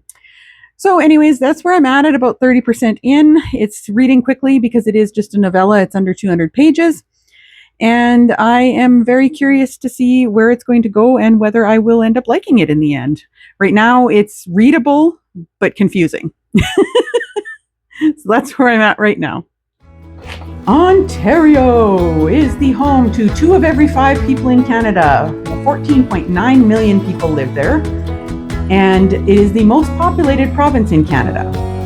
The capital city is Toronto, which is the largest city in Canada by population. 95% of the population of Ontario lives in southern Ontario. And this is, again, applicable to what I told you before about how the warmer weather and the easier access to resources is further south, because the further north you get, the more rugged and harsh the conditions are. The border between the USA and Canada in Ontario is made almost entirely of waterways. They're including 4 of the 5 Great Lakes. There is only 1 kilometer of land border in southern Ontario. Ontario is the 4th largest province or territory in Canada after Nunavut, the Northwest Territories, and Quebec. It has around 375,000 First Nations people, which is the most in Canada, but they're still only 3% of the population because so many people live in Ontario. The First Nations people there are mostly Algonquin speakers, Cree, Ojibwa, and more, and Iroquois speakers, Mohawk, Oneida. First Nations people have been living in the area that became Ontario for around 12,000 years. Ottawa, Ontario is the capital city of Canada and is home to Canada's Parliament. The Canadian side of the Niagara Falls is in Ontario, and that is one of the most visited sites in the world. And it is also supposedly the honeymoon capital of the world. That is actually where my parents went for their honeymoon, way back in the 70s. Many of Ontario's cities, because it is the place that was the beginning of Canada, are named after cities in England, including cities like Oxford, Cambridge, London, Windsor, and York.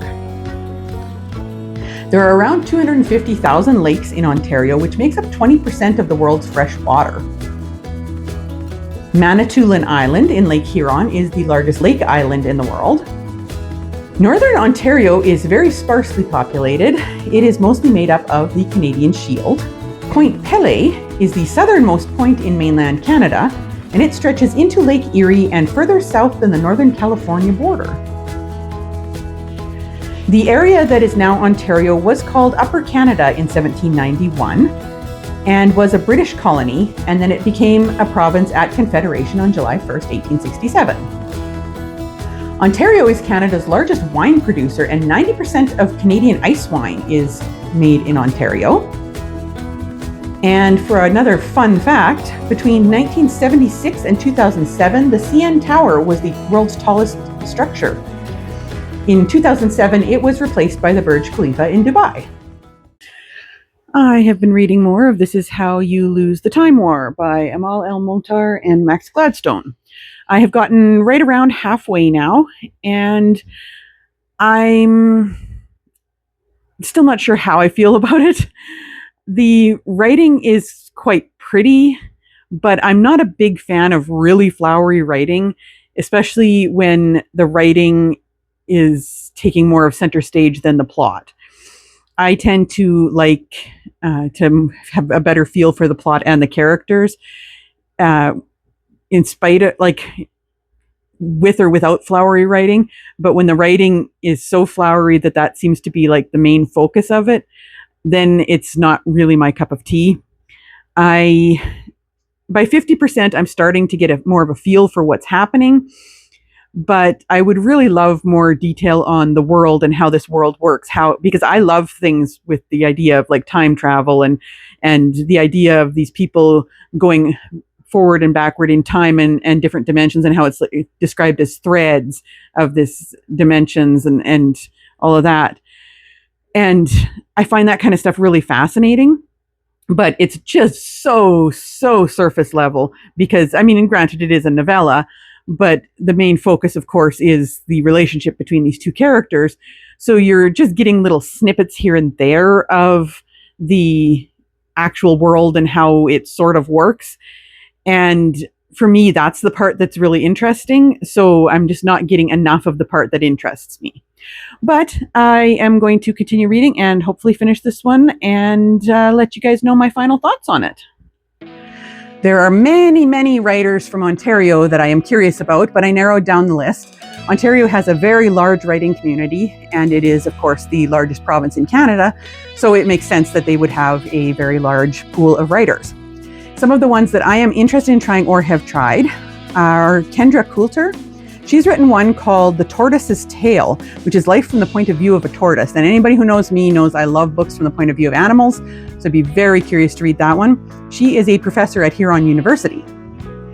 Another one is Jennifer Chevalier. She's written a historical fiction called The Winter Witch that I'm very curious about. She lives in Ottawa. Wabgishig Rice, I have read 2 of his books so far. I read Moon of the Crusted Snow and Moon of the Turning Leaves. I really enjoyed Moon of the Crusted Snow and gave that one 5 stars. Moon of the Turning Leaves, I didn't enjoy quite as much, but I really enjoyed his writing. It was post-apocalyptic, set in the far north in Canada. He lives in Sudbury. Another one that I'm curious about trying is Sherry Lapina. She writes thrillers. I do have one of hers called The Couple Next Door, and she's a very popular thriller writer. My mom has read her and really likes her writing, so I'd like to try her sometime. And she is from Toronto. I finished reading This Is How You Lose the Time War by Amal El-Motar and Max Gladstone. I didn't end up liking it any more than I had at 50%. I ended up giving it 2 stars. For me, the writing was just way too flowery. I really wanted to like this one a lot. I had it on my TBR list for a while, and I had heard so many good things about it that I was just really wanting to like it, but it just was not my style. There wasn't nearly enough world building for me. You were thrown right in at the beginning to this world, and it was probably a good 40% through the book before you even really had a feel for anything that was going on. And I found that the flowery writing obscured the plot too much. The letters were interesting, but they were so caked in metaphor. I mean, it would have made some beautiful poetry, some of it, but it was like they would take a sentence and create a metaphor with a simile, with another metaphor, with another metaphor on top of that. Like, it was just so much of the flowery writing. And it also made it so that I didn't really care that much about the characters. I really liked the end, like the way they ended it and how they wrapped everything up and connected everything. I thought that was really interesting, but it wasn't enough to save it from getting a 2. I think it might have gotten less than a 2 if it wasn't for the fact that I did like the way they ended it.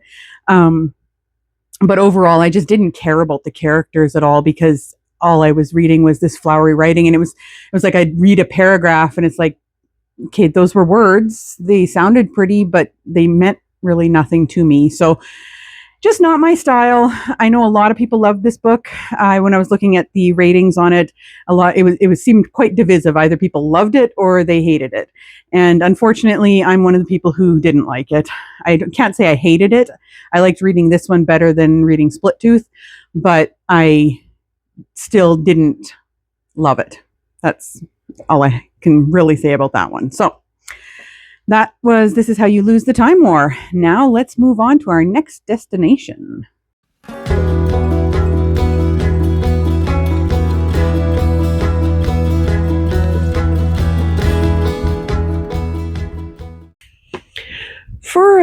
novel by an author from Quebec, I have chosen to read The Queen's Necklace by Adrienne Chin.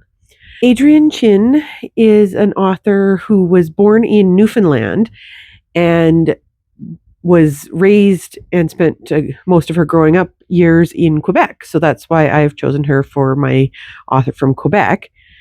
She now lives in England, where she is an interior designer, a lecturer, and a writer. And she has published 6 novels, with The Queen's Necklace coming out in 2025. So this is her newest one. So in this book, you are following an actress named Briar Finch. She has just hit rock bottom. She was an up-and-coming actress with a husband and a career, and then there is a scandal. And she believes somebody is setting her up, but still it's a scandal, and she ends up hitting rock bottom.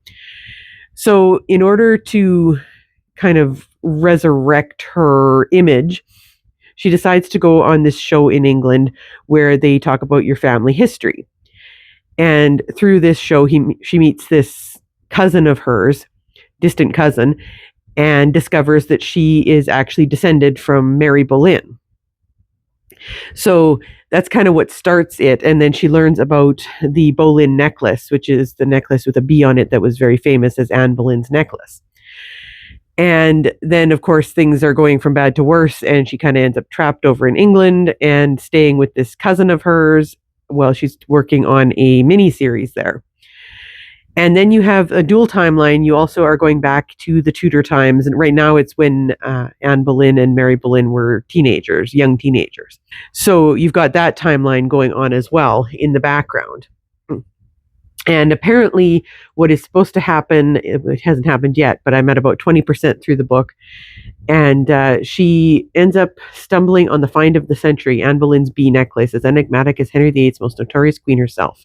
And then it says, but she isn't the only one who wants the necklace. So I'm not sure if it becomes kind of any kind of a thriller or a mystery, but she apparently does find the necklace. So that should be interesting. Now, I've gotten about 20% into the book, and I have to say, I'm not sure how I feel about it yet, because I am finding the main character to be quite insufferable. She is very self-entitled and full of herself, and your typical kind of Hollywood actress who thinks that she's all that. And so I have a feeling she's going to go on a growth arc where she's going to learn to actually be a little bit more humble and to be a decent person. But right now, 20% in, she is driving me nuts because she is so insufferable. I'm also not 100% sure how I feel yet about the way that it's written, because there's a lot of pop culture references and references to brand names of clothing and things like that I don't think will necessarily age real well. Plus, I just find that kind of writing where you're constantly mentioning the brand of whatever you're buying or wearing or whatever to be a little bit annoying to me. Like, I don't really care if your shirt or your jacket is Versace. Like, it kind of just annoys me. So, but that's part of the character too, and she's not meant to be a likable character at the beginning anyways, and I'm definitely not liking her, but I hope that she has some redeeming qualities that make me like her by the end of the book, because right now she's not the most likable character in the world. But anyways, that's kind of the general gist of it. Not a lot has happened yet, other than that she has ended up trapped in England. So not a whole lot has happened yet, but I am curious to see where the story is going, and I'm curious to see what happens with this necklace and whether it ends up being more of a kind of like a mystery of any sort or a thriller of any sort, or if it's something else. I do also think that there's going to be some sort of a parallel between Mary and Anne Boleyn and Briar and her sister, who she's estranged from. So I think that's going to also be a part of the story, but I don't know for sure. So I'm curious to see what happens there. So that's my thoughts so far on my book for an author who grew up in Quebec. Quebec is one of the original provinces of Confederation, so it became a province in 1867.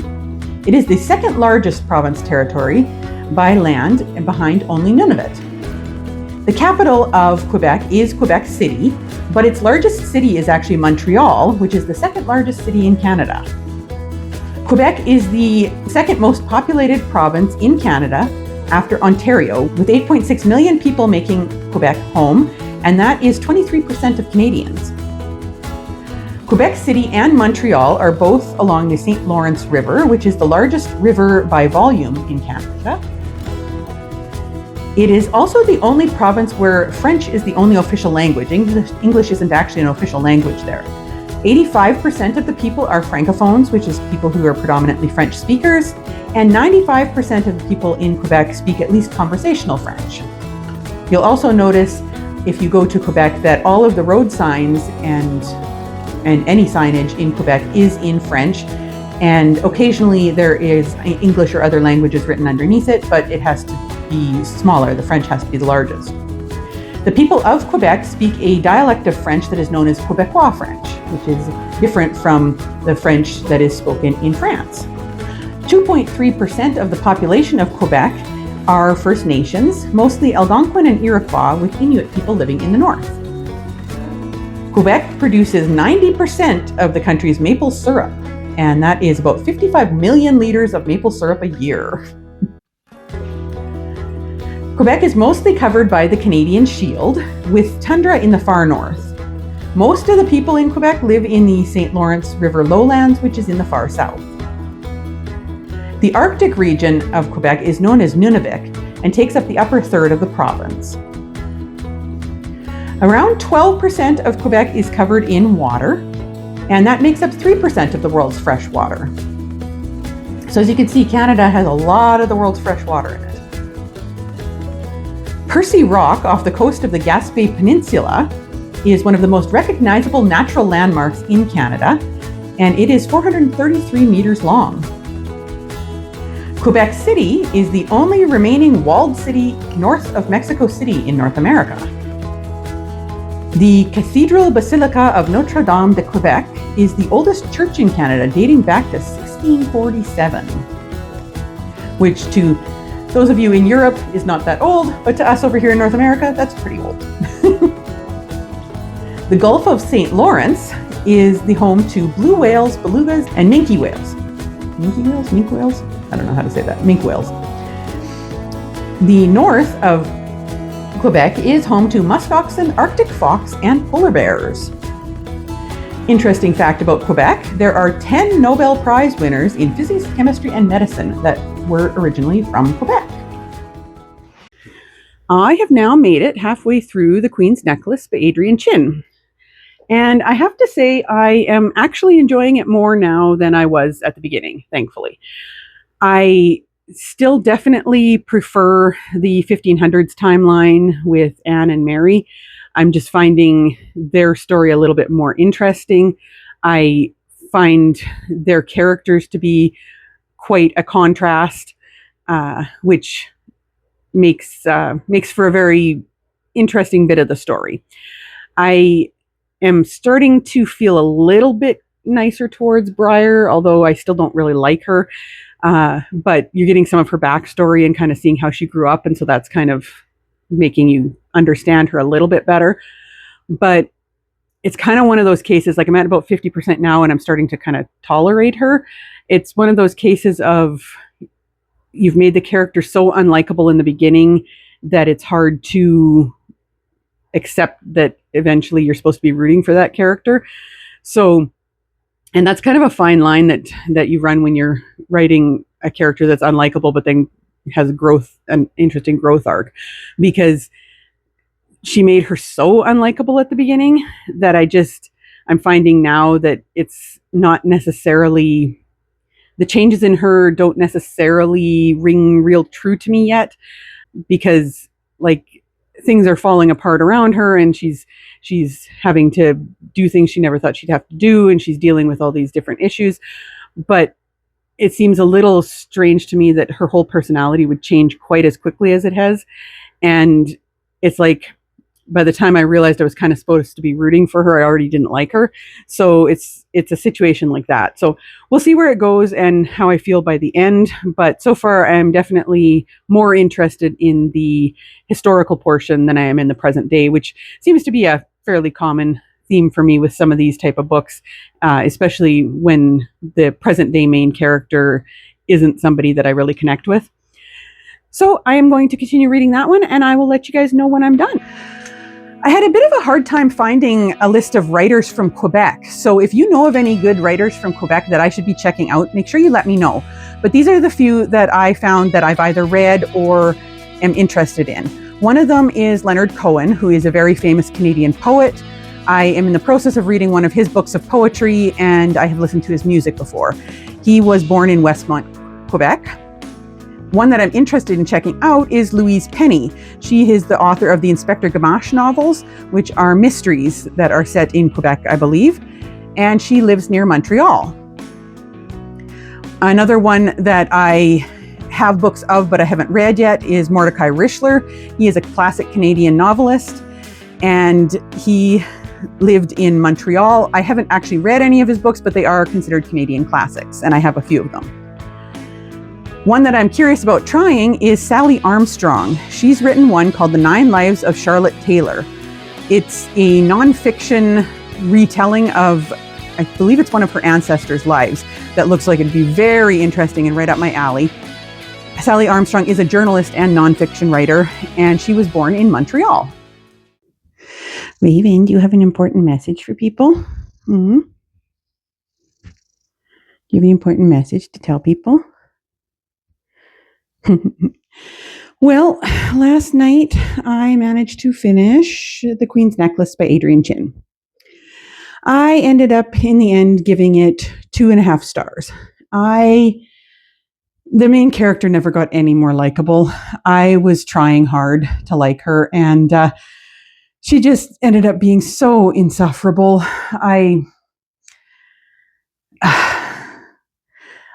She was very morally gray, which, I mean, that's fine. Morally gray characters are fine. But she was just so insufferable. She behaved in ways that did not endear her to you. And even when you learned more about her history, hi, Oscar. You helping?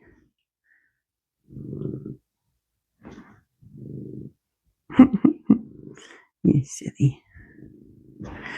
Anyways, and even when you learned more about her history and kind of why she was the way she was, it didn't make up enough for it. She was so irritating. And then the main male character too, I didn't like him at all. And I just, the only person who had any redeeming qualities was her kind of weird cousin Betty and the cat. So there were some interesting twists at the end that I didn't really see coming. That made that part a little bit interesting. And I did, for the most part, enjoy reading this stuff set in the 1500s with Mary and Anne Boleyn. So that's why instead of getting like a 2, it got a 2.5, because that stuff set in the 1500s I did enjoy. So anyways, that was my book for Quebec. Adrienne Chin, who was born in Newfoundland and lived in Quebec and now lives in England. But she has written several other books that I may at some point check out and see how it compares to this. But overall, didn't overly enjoy this one. So 2.5 stars. And we are moving on to our next location.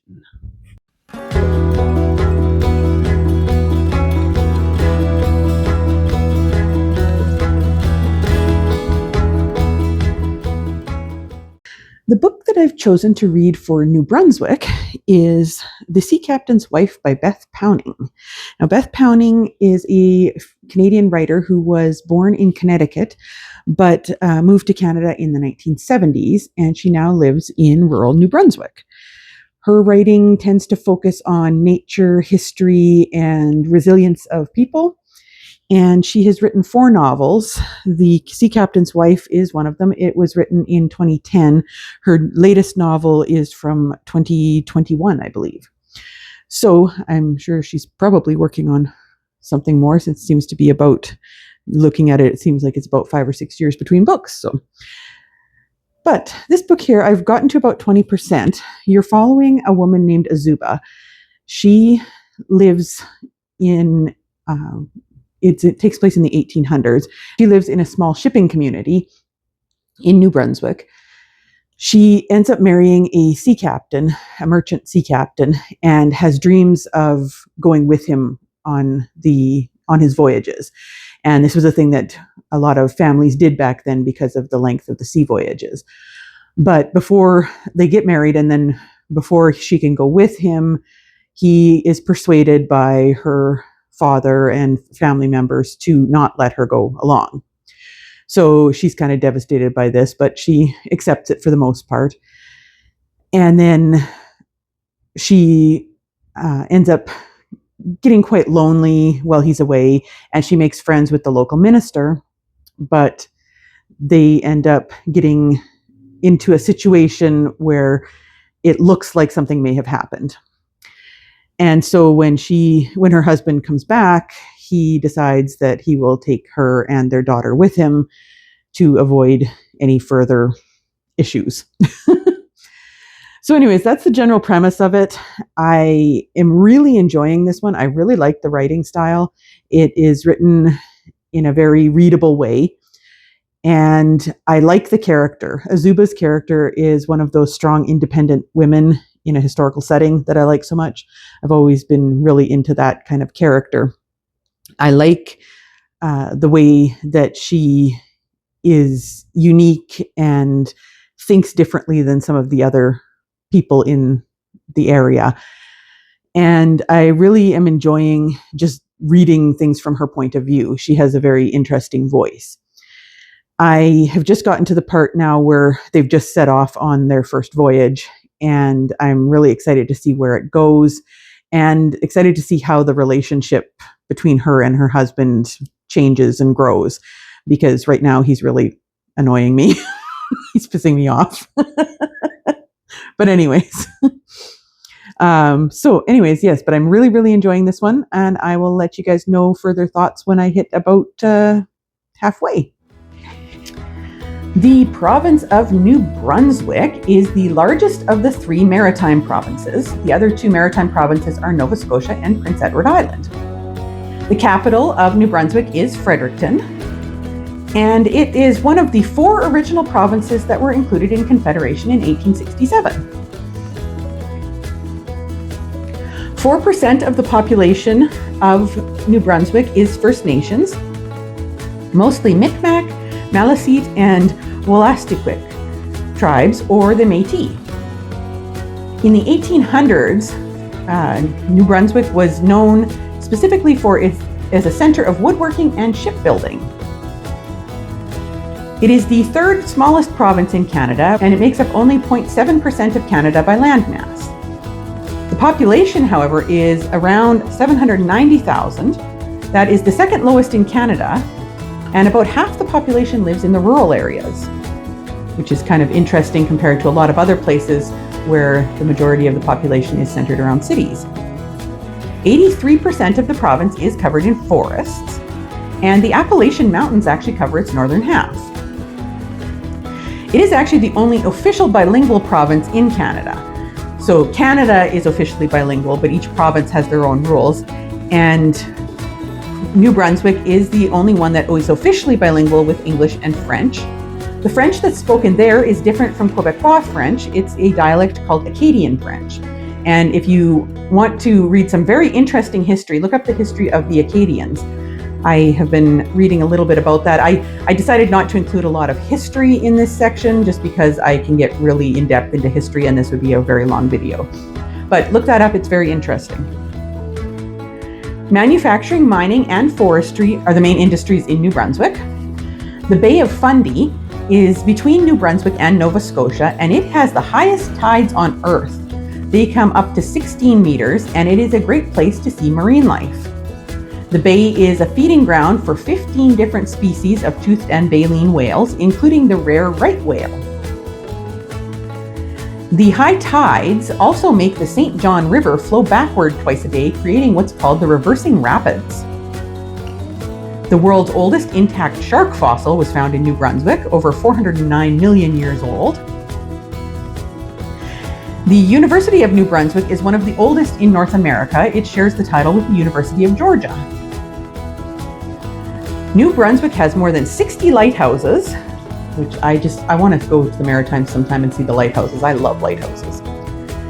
And interesting fact, it is home to the largest ocean tidal whirlpool in the Western Hemisphere. That is nicknamed the Old Sow, and it is the second largest whirlpool in the world. Well, in spite of having a terrible cold that's making my voice sound nasty, I've been making some significant progress in The Sea Captain's Wife by Beth Pounding. I'm really enjoying this one. Of all the ones that I've read so far, I think this has been my favorite. I don't know what order these are going to be in the vlog, so I may have read other ones that I liked more or less since then, but from what you have seen, but so far this one, I'm really enjoying it. I really like her writing.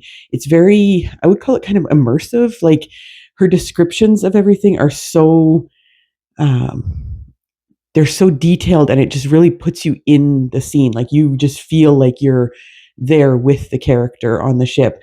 There was one part where there was a storm when they were going around Cape Horn, and honestly, I was like right there. I felt like I was in the saloon of the ship with Azuba, and seeing things and feeling things the way she was seeing and feeling them. I also really liked, there was one little bit where she had gotten a letter from home when they had docked in somewhere in South America anyways. She had gotten a letter from home, and it at one point she was standing there and she was smelling the letter and imagining that it smelled of, molasses and the wood smoke of the home, and then that triggered a memory in her, and then it was like this really detailed, beautiful memory of wintertime at home. And I just thought that was really, really well written. I really am enjoying her writing style very much, and really liking Azuba's character. I like the struggle that she's going through right now, because she wanted the freedom of being on the ship, but now seeing that things aren't what she, like exactly the way that she thought they would be, now she's got this kind of struggle within herself, and the way she described it at one point is that when she stood on the headland at home watching the birds, she was jealous of the birds and their ability to fly out over the ocean and go and travel. And now as she's on the ship watching the birds, she is feeling jealous of their ability to just fly home when they want to. So I thought that was just a really interesting image as well. And I like the conflict that Azuba's feeling. There's been some pretty serious things that have happened, and some other some more entertaining things. I'm still not sure how I feel about Nathaniel, her husband, because I get the time period and I get the way he is reacting to certain things, and that, he's used to being the captain of the ship and everybody agreeing with him. But he's really irritating me sometimes. But the thing is, he's also really irritating Azuba sometimes. So I think I'm getting that from her too. But I know, like, overall, I think that he's supposed to be like a good person, but it's just that he's trying to navigate worrying about his family and worrying about the cargo and the guys on the ship and the weather and everything like that, with also having them there. So it's like, he is enjoying being able to see his child grow up, but by the same token, he's also very worried about what might happen to them. And so I like that side of him as well. But I am also finding that there's certain things that he says and does that just make me grind my teeth as a modern woman. But overall, I'm really, really enjoying the story, and I'm really curious to see where it's going to go and how it's going to end. I've hit the halfway point now, and there's been the stakes have risen. Let's just put it that way. And I'm really curious as to what Azuba's final response will be once she does get home, as to whether she wants to continue on as a ship's wife, or if she wants to be the captain's wife at home, sort of thing. And because she's seeing now all the different things associated with being on the ship versus being at home, and missing people and the dangers of the ship and the things that Carrie, their daughter, is seeing that are maybe making her grow up a little bit fast. So that's my update for now, and I'm going to finish the book, and I'll let you guys know my final thoughts and my rating. For New Brunswick, I found a couple of authors that I'm interested in checking out. One of them is Charlotte McLeod. She writes cozy mysteries, and everybody knows I love cozy mysteries. She was born in New Brunswick. And another one that I'm curious about trying that is quite different is by Jared Edson. He writes a variety of genres, but the one that I'm particularly interested in is called The Boulevard, and it is described as an ambitious novel featuring Ernest Hemingway, Vincent van Gogh, Satan, and a train ride through hell. So how can you resist that for a tagline? That one sounds like it would be very interesting. He was born in St. John, New Brunswick. Well, I apologize for my voice and the fact that I'm still not feeling very well. I have been really suffering with this cold. But I finished The Sea Captain's Wife by Beth Pounding. And I really, really enjoyed this one. I gave this one 5 stars. It was such a good book. I didn't necessarily see where it was going, and I thought that the ending was definitely an interesting choice for the way she did it. It was bittersweet in some ways, but also really good in other ways. And I just overall really, really enjoyed the book. Like I mentioned before, I really love her writing. Her style of writing where she puts you like right in the scene is really, really well done. And I just overall had a great time reading this book. I definitely want to check out more by the author. I believe she has 3 other books published at this point. And I think I am definitely going to go out and buy this one because I just really, really had a good time reading it. I loved her characters, in particular Azuba's character. But also, I will say, since I had mentioned it before, that Nathaniel did redeem himself in my mind. And I liked where his character arc went. And even though things didn't go the way I maybe thought they were going to at first for the ending, I like where she took it and how it still fit really well with his character. So that's all I'll say because I don't want to give any spoilers, but I just thought that the character work was so well done and I really enjoyed it and I liked the ending. So I definitely enjoyed my book from New Brunswick. That was a definite win. I will see you guys on our next spot.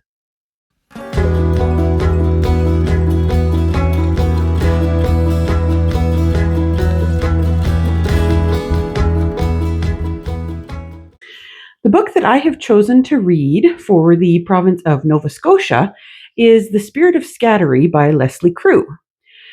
Leslie Crew is an author who was raised in Montreal but has lived for over 45 years in rural Cape Breton in Nova Scotia.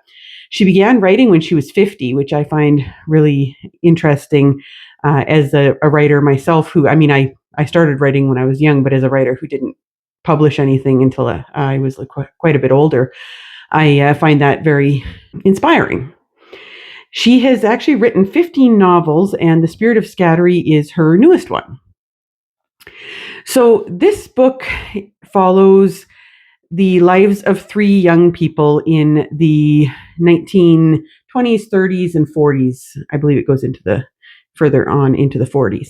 You're following the lives of these 3 babies who were born on the same day. I believe it was Christmas Day the one year. So you have Hardy, you have Sam, and you have Mary Alice.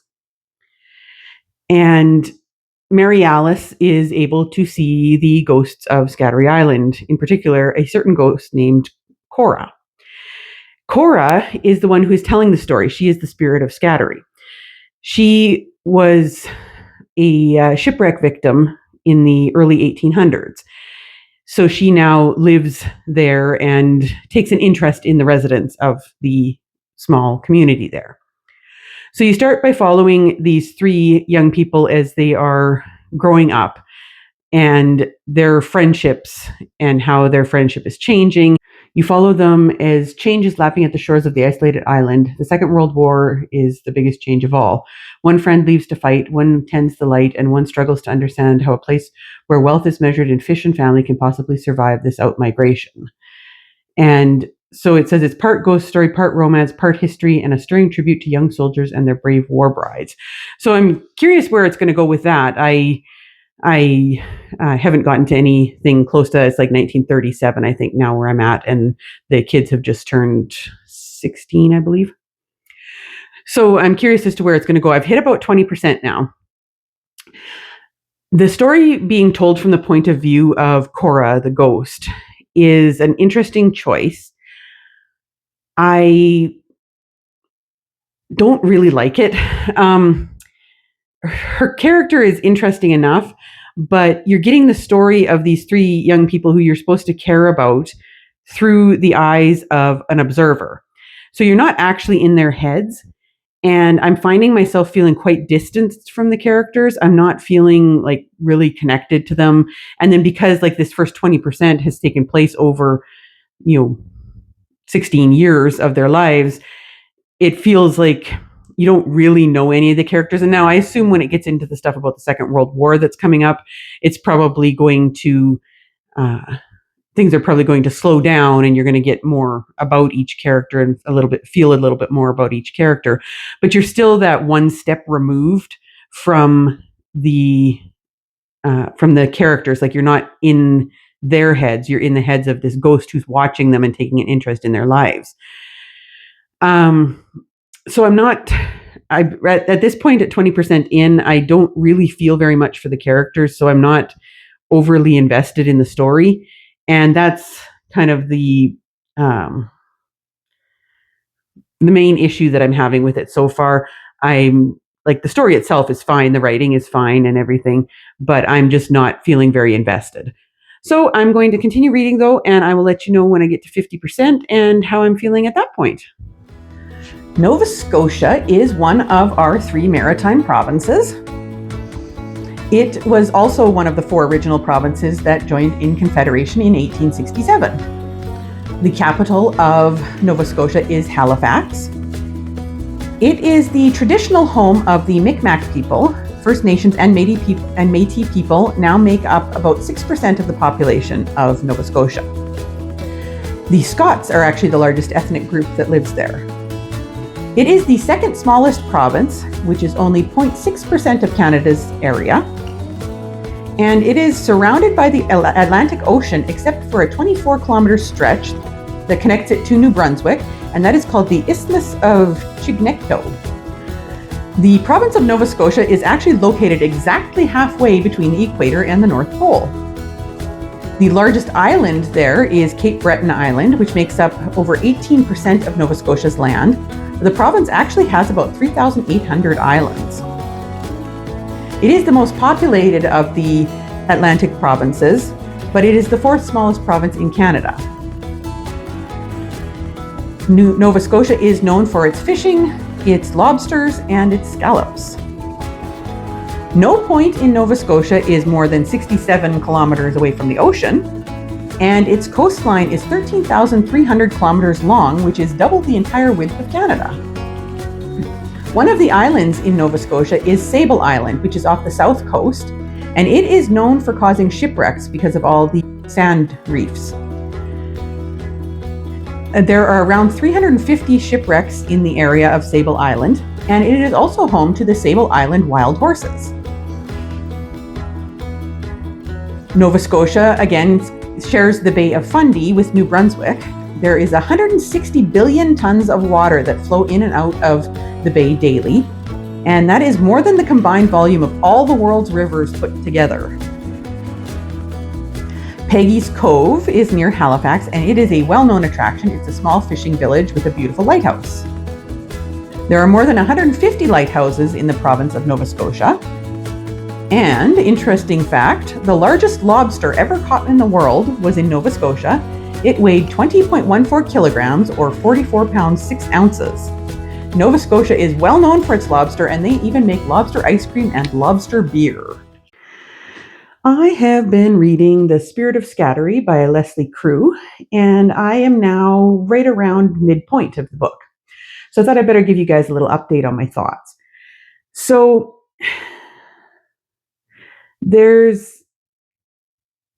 I'm not really enjoying this one. It's not that there's anything specifically wrong with the story. It's just that I'm not vibing with the writing style. Because, like I mentioned before, you're told the story from the point of view of the spirit, the ghost, Kara. And so you're not in any of the characters' heads. And then, so the story is passing so quickly. There's so much telling and very little showing. Like, you'll get a scene happening, and like 6 months or whatever will take place in a couple of paragraphs. Like, and it's important things in the characters' lives. Like, for example, Mary Alice starts out as the new school teacher, and her whole first 6 months of teaching is condensed into 2 paragraphs. And there's like 1 line of dialogue in it at the very beginning. And like Sam ends up going overseas to fight in World War II. And at one point, he's been gone for like 2.5 years, and you haven't seen anything from him other than a small portion of 1 letter. And the book takes place over a fairly long period of time, because it starts when the children are born. And I mean, I'm at 50% and the war is already over. But it was like there was all these things happening to the characters, but it was just that. It was happening to them. They weren't experiencing it in the story. It's almost like reading memoir or like an outline of the book instead of actually like reading the story itself. Because it's like there's these little snippets happening here and there and little bits of dialogue, but so much of it is just the story being told to you by the ghost. And it's just like all this stuff is happening to, like, say, for example, to Sam when he's overseas. So, for example, here, it's finally at chapter 10, we're getting something of Sam overseas. And it's like talking about, then things started to get serious. I was with Sam when he was sent to the front in the first wave with a contingent of Canadian soldiers that landed on Juno Beach on D-Day, etc., etc. He and Dennis ended up with 36 other nervous soldiers on the same landing craft close to Coeur de Mur. Their mission was delayed because of weather, and that dawn the water was still very rough. The landing craft was supposed to ram the beach. They'd practiced at Inverie how to exit, but on that day, they were told just to do their best because there was a loud explosion and their craft started taking on water. They'd hit a mine. It was a mad scramble of men with ship's smoke and the deafening sounds of shells detonating in the water while German rifles shot at them. Add to that the incendiary grenades that contained white phosphorus. Men were popping out of the water on fire, while other poor wretches were hanging on to the scramble net over their ships, trying to jump onto the landing crafts, but not making it. They were crushed between the 2 vessels before they even got to shore. Some were dropped near the beach, and soldiers stepped onto a couple feet of water, but because their craft was compromised, Sam and Dennis had to leave with heavy mortar packs on their backs, carrying spades, and jump into the water that was at least 9 feet deep. Essentially, they had to swim to shore. Dennis struggled as he wasn't a good swimmer, and he was stunned when the craft hit him on the head when he jumped. Sam went back for him and dragged him along as best he could until he could touch the bottom. But you feel nothing of what's actually going on in the character's head. Like, you don't really know what Sam is feeling. And there's been a few points in here where, like, I actually had a little bit of emotion, but it was more just the general emotion of, somebody getting a letter that one of their sons had died in the war, or the general emotion of, a character coming home or meeting up with another character after a while. And it's just like, but it's just general emotion. I feel nothing for these specific characters. And I think that's my biggest problem with it. It feels to me like I'm reading a memoir that is not very detailed and there's very little dialogue, is how I feel about it. So anyways, that's my thoughts at halfway through. I'm going to keep reading and hopefully finish this one soon, and I can give you guys my final thoughts. In Nova Scotia, there is one author that I have definitely read from before, and that is Lyndon McIntyre. He wrote a book called The Bishop's Man that I have read, that I remember finding extremely interesting. I do remember enjoying his writing, and I would like to check out more of it. I do believe I own is either the sequel to that one or something related to that one. And I would like to read more of his writing because I did find it very interesting. He was raised in Nova Scotia. One of the ones that I'd like to try is George Eliot Clark.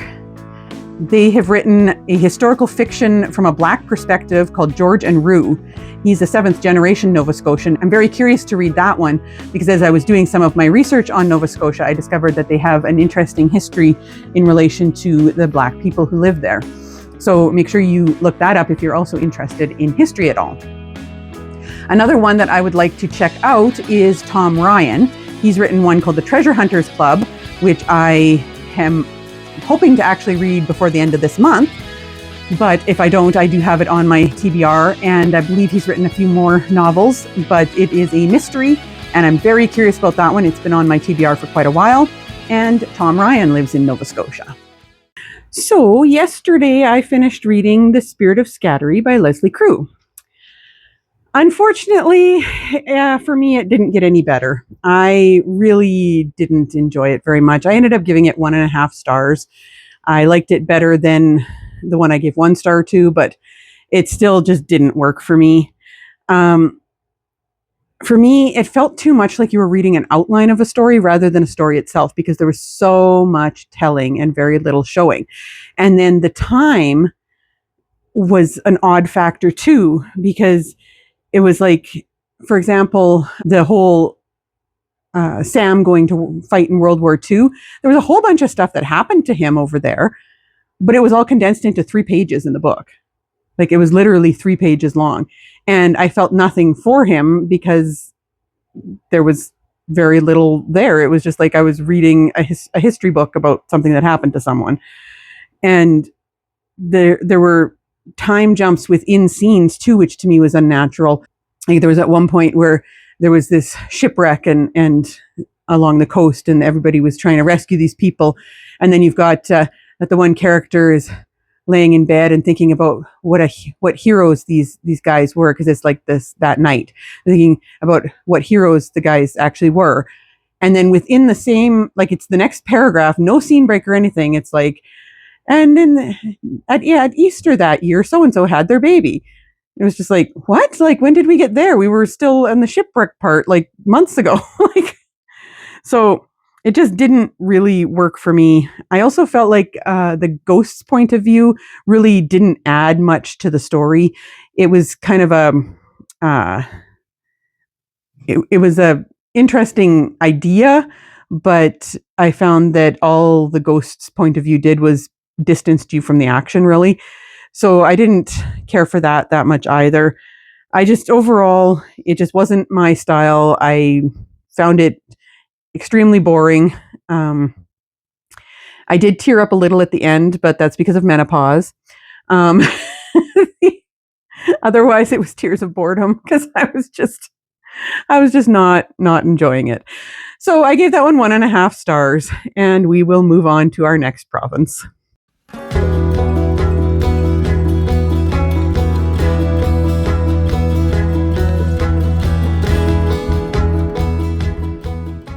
For Prince Edward Island, I have chosen to read Bound by Teresa Redmond. And I really hope I love this book because I absolutely adore this cover. The minute I saw this cover, I just had to get it. It was so pretty. It's my favorite cover of all the books that I've read for this vlog. I'm obsessed with the ship cover. But anyways, Teresa Redmond is from Prince Edward Island. She lives on a farm in eastern PEI. She has a long-standing interest in Canadian history and a graduate degree, and she has published 2 historical novels. Bound was her debut. So in this book, you're following a woman named Susanna Toriano. It's the late 1700s. She's a very strong, independent woman. She doesn't want to get married. So she decides to go to the new colony of St. John's Island with her friend who she's getting involved with. He is getting posted as the governor there. His name is Patterson, and he has invited her to come along as his mistress because he knows that she doesn't want to get married. So she makes the decision to go because she has been studying to collect plant samples as a bit of a botanist. She has been working with a man who did a presentation at the Blue Stockings Club that she's part of, and she's been learning how to collect plant samples. So she decides that she's going to go with that in mind. She gets there and things are definitely not quite what she expected, but she is making do with everything. But she also discovers that there's slavery on the island. She meets this girl named Pompey, and Pompey is asking her about plants that can help a woman because her friend Freelove, who is a fellow slave, is pregnant with her second child, and she wants to abort the child because when their children turn 5 years old, they get taken away and sold.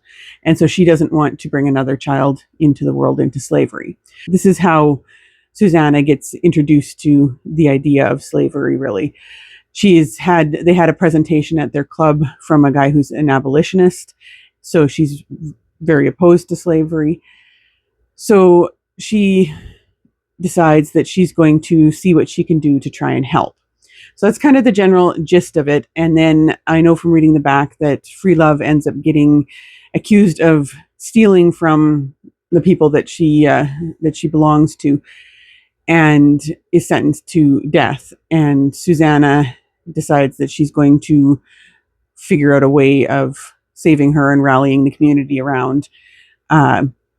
There is already, I'm finding that the governor guy is driving me crazy. He's pissing me off. It's the classic from that time period where, let me just find it here. She goes to talk to Walter Patterson is his name, about the situation, and then discovers that he not only agrees with owning slaves, but he has slaves. And she thinks that he should have told her about that, since she had made it clear to him that she didn't like the idea of slavery and that she was opposed to it. She's like, Walter, I cannot believe that you never told me you were a slave owner. You know what I think about slavery. Of course, you mentioned how affected you were by that man who gave a talk to all those gentlewomen in London. You're soft-hearted like many of your fair sex. And then he says, men do not discuss their affairs with their womenfolk, particularly when there are so many more pleasant topics I would want to talk about with a lovely girl like you. Oh, he drives me crazy. He's such a douche. So anyways, there's also some other characters that she's met. There's a Scottish guy named Ian and his sister Nellie, who she's become friends with. And they're quite at odds with the new governor as well. So I'm very curious as to where it's going to go. So far, I'm liking the writing. I'm liking her descriptiveness in her writing. And I will let you guys know when I get further along. I'm about 20% in, so I'll let you guys know when I get further along. Prince Edward Island is the smallest province in Canada, and it is the only province that is fully an island. The capital is a little place called Charlottetown. It became a province in 1873 and was the 7th province to join Canada. The population of the entire island is only around 167,000 people, but because of the size of the island, it has the highest population density in Canada with 29 people per square kilometer. It is one of the 3 maritime provinces. The island's first inhabitants were the Micmac First Nations. It is only 224 kilometers long, and the width ranges from about 6 kilometers to 64 kilometers, depending on where you are. So to drive from one end of Prince Edward Island to the other end would take around 3 hours. It is the only province with no land borders. It is connected to Nova Scotia by the Confederation Bridge, which is 12.9 kilometers long. It is the longest bridge in the world that goes over frozen water. The island is located in the Gulf of St. Lawrence, which does give it warmer beaches in the summertime than any of the other maritime provinces, and it has over 800 kilometers of beaches that you can visit. All the points on Prince Edward Island are within 16 kilometers of the ocean, or the sea. Charlottetown and Summerside are the only 2 cities in the province. And Prince Edward Island is known for its reddish soil. The color of the soil comes from the high amounts of iron in it that oxidizes when it is exposed to the air.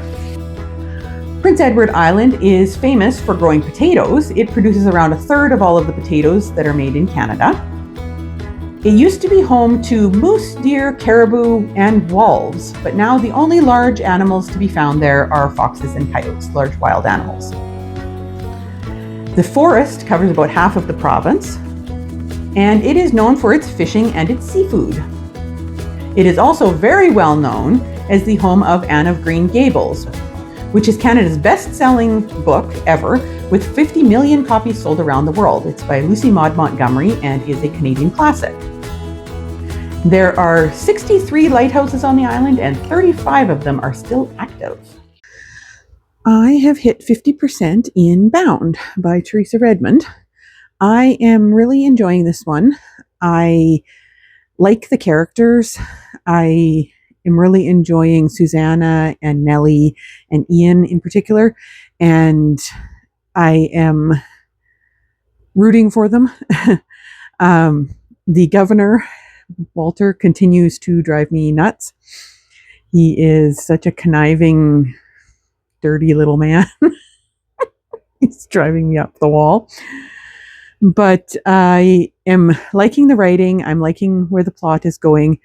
I do find that the writing is a little on the simplistic side sometimes. I would like to kind of get more into Susanna's head. Sometimes it feels a little bit surface level, but overall it's a very entertaining read so far, and I am enjoying I'm enjoying where it's going. I'm really curious as to how they're going to be able to solve the issues that are going on and how they're going to be able to help Freelove. So but I think judging by these characters, if anybody can, it'll be Nellie and Susanna, because they are very strong, independent women. And as people who know me know, I like stories of strong, independent women in historical settings. So yeah, definitely one of the books that I am enjoying, and I'm looking forward to continuing and seeing where the plot goes. With Prince Edward Island being such a tiny little place, it was a little bit difficult to find authors from there as well, but I did find 3 that I'm curious about. One is Deirdre Kessler. She's written one called Darwin's Hornpipe, which is a historical fiction, and that was one that I came this close to picking instead of choosing the one that I did. So, but the other one had easier availability. So I am curious to read that one. It is, like I said, a historical fiction, and Deirdre Kessler teaches at the University of PEI.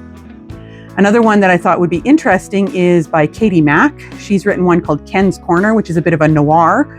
So I'm not sure how I would feel about that one because that's not my typical genre, but it did look quite interesting. And she lives in PEI. And then, of course, PEI is the home of Lucy Maud Montgomery, who is known for writing Anne of Green Gables back in the early 1900s. I have read Anne of Green Gables and Anne of Avonlea and really loved them. They're Canadian classics, and Anne of Green Gables is such an excellent story and an excellent character. And I am very curious to read more of her books because I really enjoyed her writing style. Well, I have finished Bound by Teresa Redmond, and I ended up giving this one 4 stars. I really enjoyed this book. I liked the strong female characters. I really liked where the story went with them and the attitudes that they had and the way that they pushed for justice. I really enjoyed the female characters especially. I did find that, and I'm not sure if it was because of the way of the writing or if there could have been something else that she could have done to make it a little more clear, but I did find that the timeline was a bit hard to follow in places. There would be something happening with, say, for example, with Freelove, and then in the next scene or the next chapter, it would say from Susanna's point of view, and I couldn't quite place where it was in relation to the previous chapter, like what time it was and what was going on in particular in that period. So it was just kind of like I had a little bit of a hard time, especially when the point of view changed, with figuring out exactly how the chapters related to each other.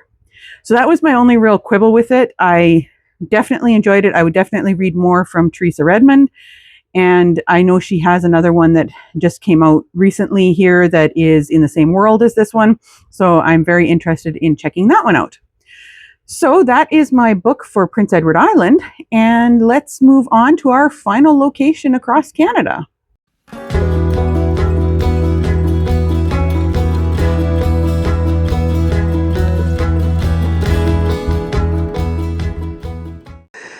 The novel that I've chosen to read from Newfoundland is Veal by Mackenzie Nolan. Mackenzie Nolan was born and raised in rural Newfoundland and currently lives in St. John's. She worked as a social worker for several years, and Veal is her debut novel. So this one is about a person named Dolores Lawrence Franklin. She has failed at a corporate career that was pushed on her by her mother. So she decides to run away with a friend of hers to Mistaken Point, which is a small town, but it has a university. The interesting thing about Mistaken Point is that there were a string of serial murders at one point, and although the serial killer has been caught, or so they think, anyways, it's left a mark on the town. So these two young girls have shown up now. They're in their early 20s, and all the girls who were murdered were in their early 20s. So you're following their kind of story as they're fitting in. Lawrence gets a new job at the arcade where she meets Francesca Frankie Dolores, who is a gritty, interesting sort of character who Lawrence is very attracted to. But Frankie has some kind of a secret that she's trying to solve with regards to these murders. And then you have Lawrence feeling like there is some type of a monster on the loose in the town still, and Frankie also believes so. So it says, because I'm only 20% in, it says that against the advice of Pippa, Frankie's closest friend, Lawrence and Stasia join Frankie in her sticky summertime search for the monster haunting their foggy seaside town, between classes, shifts at the arcade, and eating popsicles by the pool. Through the trials of hunting a monster only some of them believe in, Pippa, Lawrence, Stasia, and Frankie uncover a town's legacy of making women answer for men's violence and the reliability of urban legends. So, looks like a really interesting book. I am about 20% in now, and I don't have a lot of thoughts on it yet. The characters are quite interesting. It's not my usual style of book that I normally read. There's a lot of, I would say there's a lot of vibes going on. Not a lot has really happened yet. But the characters are interesting. They're very unique, and they have very layered backgrounds that I'm finding interesting as well. So I'm looking forward to learning more about them and seeing where this goes. And I'm also really curious about the discussion on violence against women in here, because it sounds like that's going to be quite a large theme, and there's already been a few lines and comments that are very interesting to me in that respect, that I've found to be very insightful. So I'll put it that way for now. And I'm going to continue reading, and I'll let you guys know when I get to 50%. The province of Newfoundland and Labrador is part of Atlantic Canada, but it is not considered one of the maritime provinces because of its very different culture and history. The capital is St. John's, and 40% of the population of Newfoundland and Labrador live around St. John's. It was once actually its own country, and it joined Canada in 1949, so it is the youngest of the provinces. Newfoundland is an island in the Gulf of the St. Lawrence and the Atlantic Ocean, and it is separated by the Strait of Belle Isle from Labrador, which is on the mainland bordering on Quebec. It is the fourth smallest province, but it's the largest of the four Atlantic provinces. So the Atlantic provinces are Nova Scotia, New Brunswick, Prince Edward Island, and Newfoundland and Labrador. But the maritime provinces are only Nova Scotia, New Brunswick, and PEI.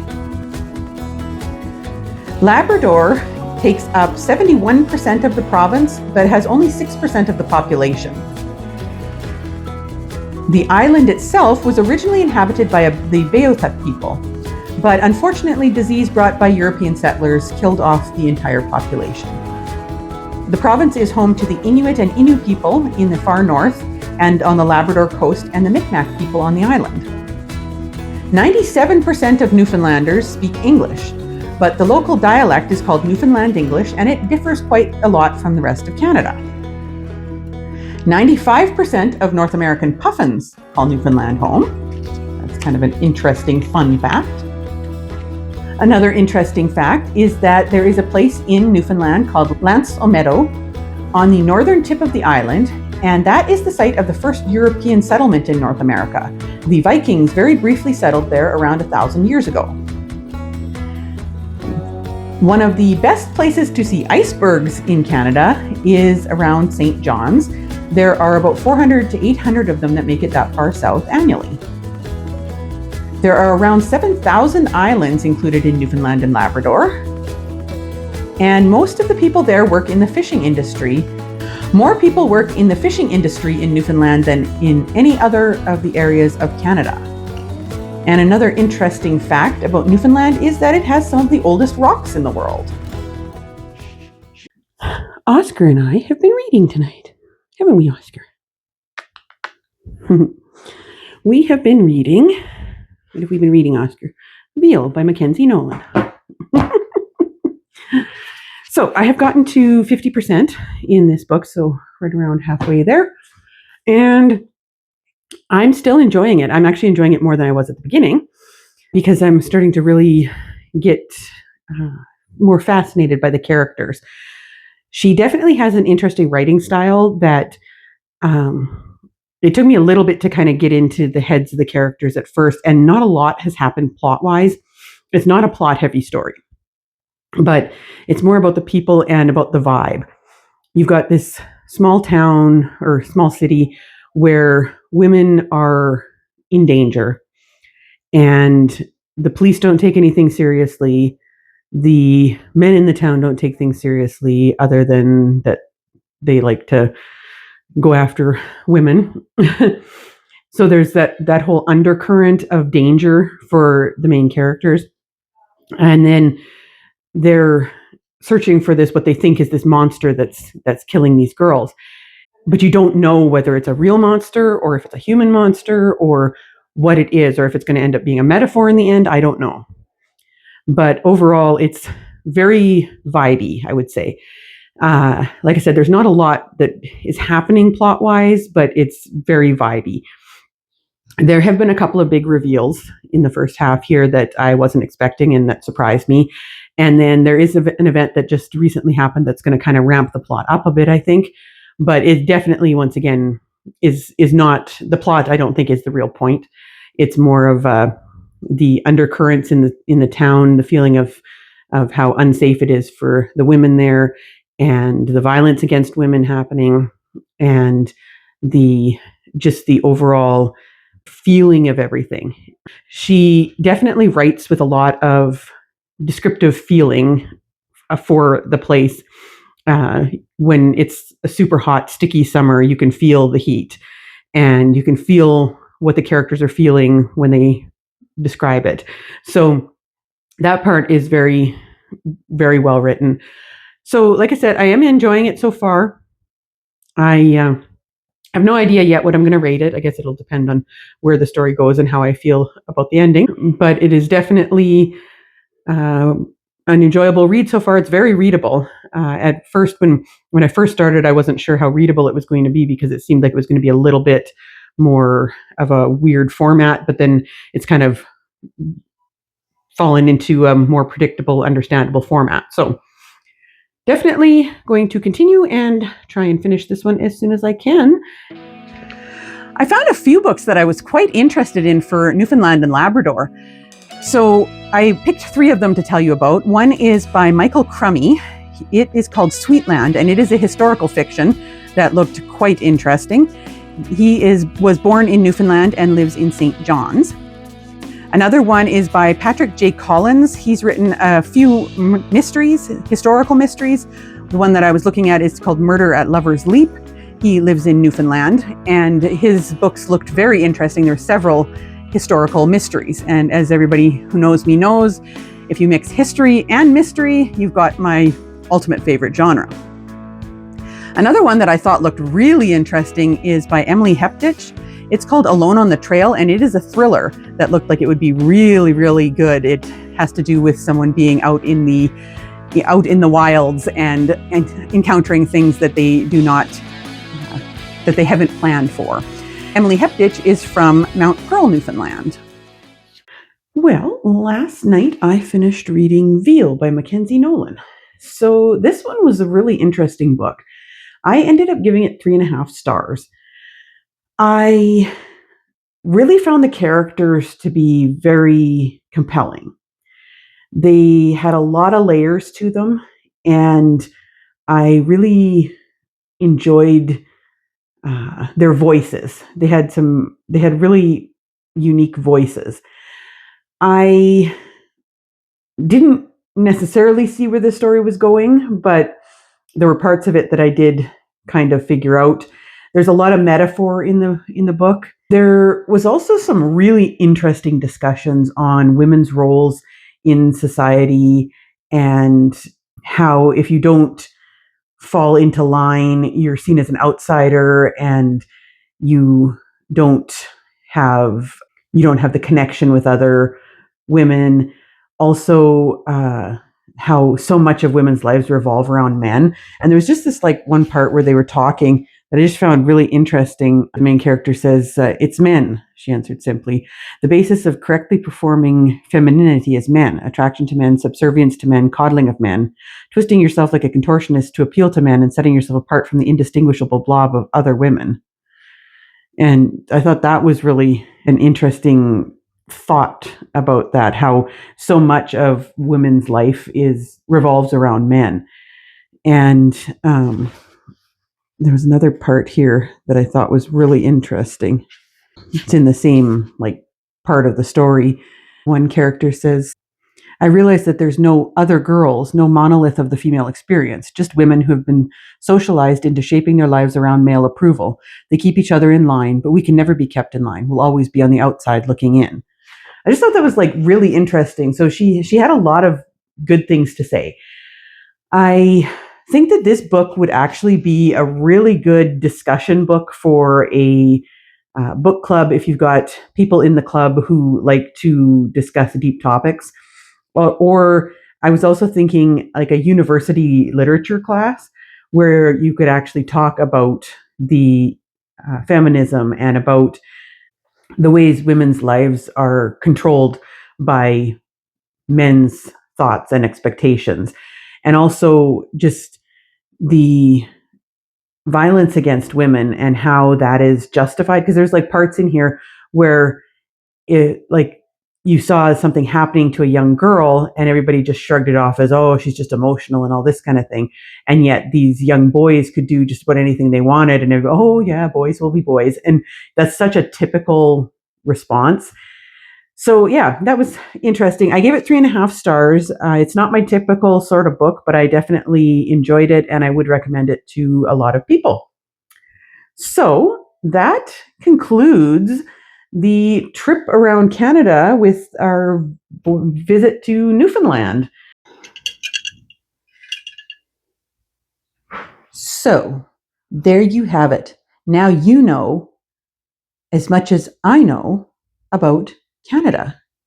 Well, I probably know more than you about some parts of Canada, but I learned a whole lot from this and I had a lot of fun. And I hope you guys enjoyed it. If you enjoyed this, give me a like, subscribe if you haven't already, and I will see you guys soon on another video. And if you want to, leave down in the comments who your favorite Canadian author is. I would like to know. I will see you guys soon. Bye.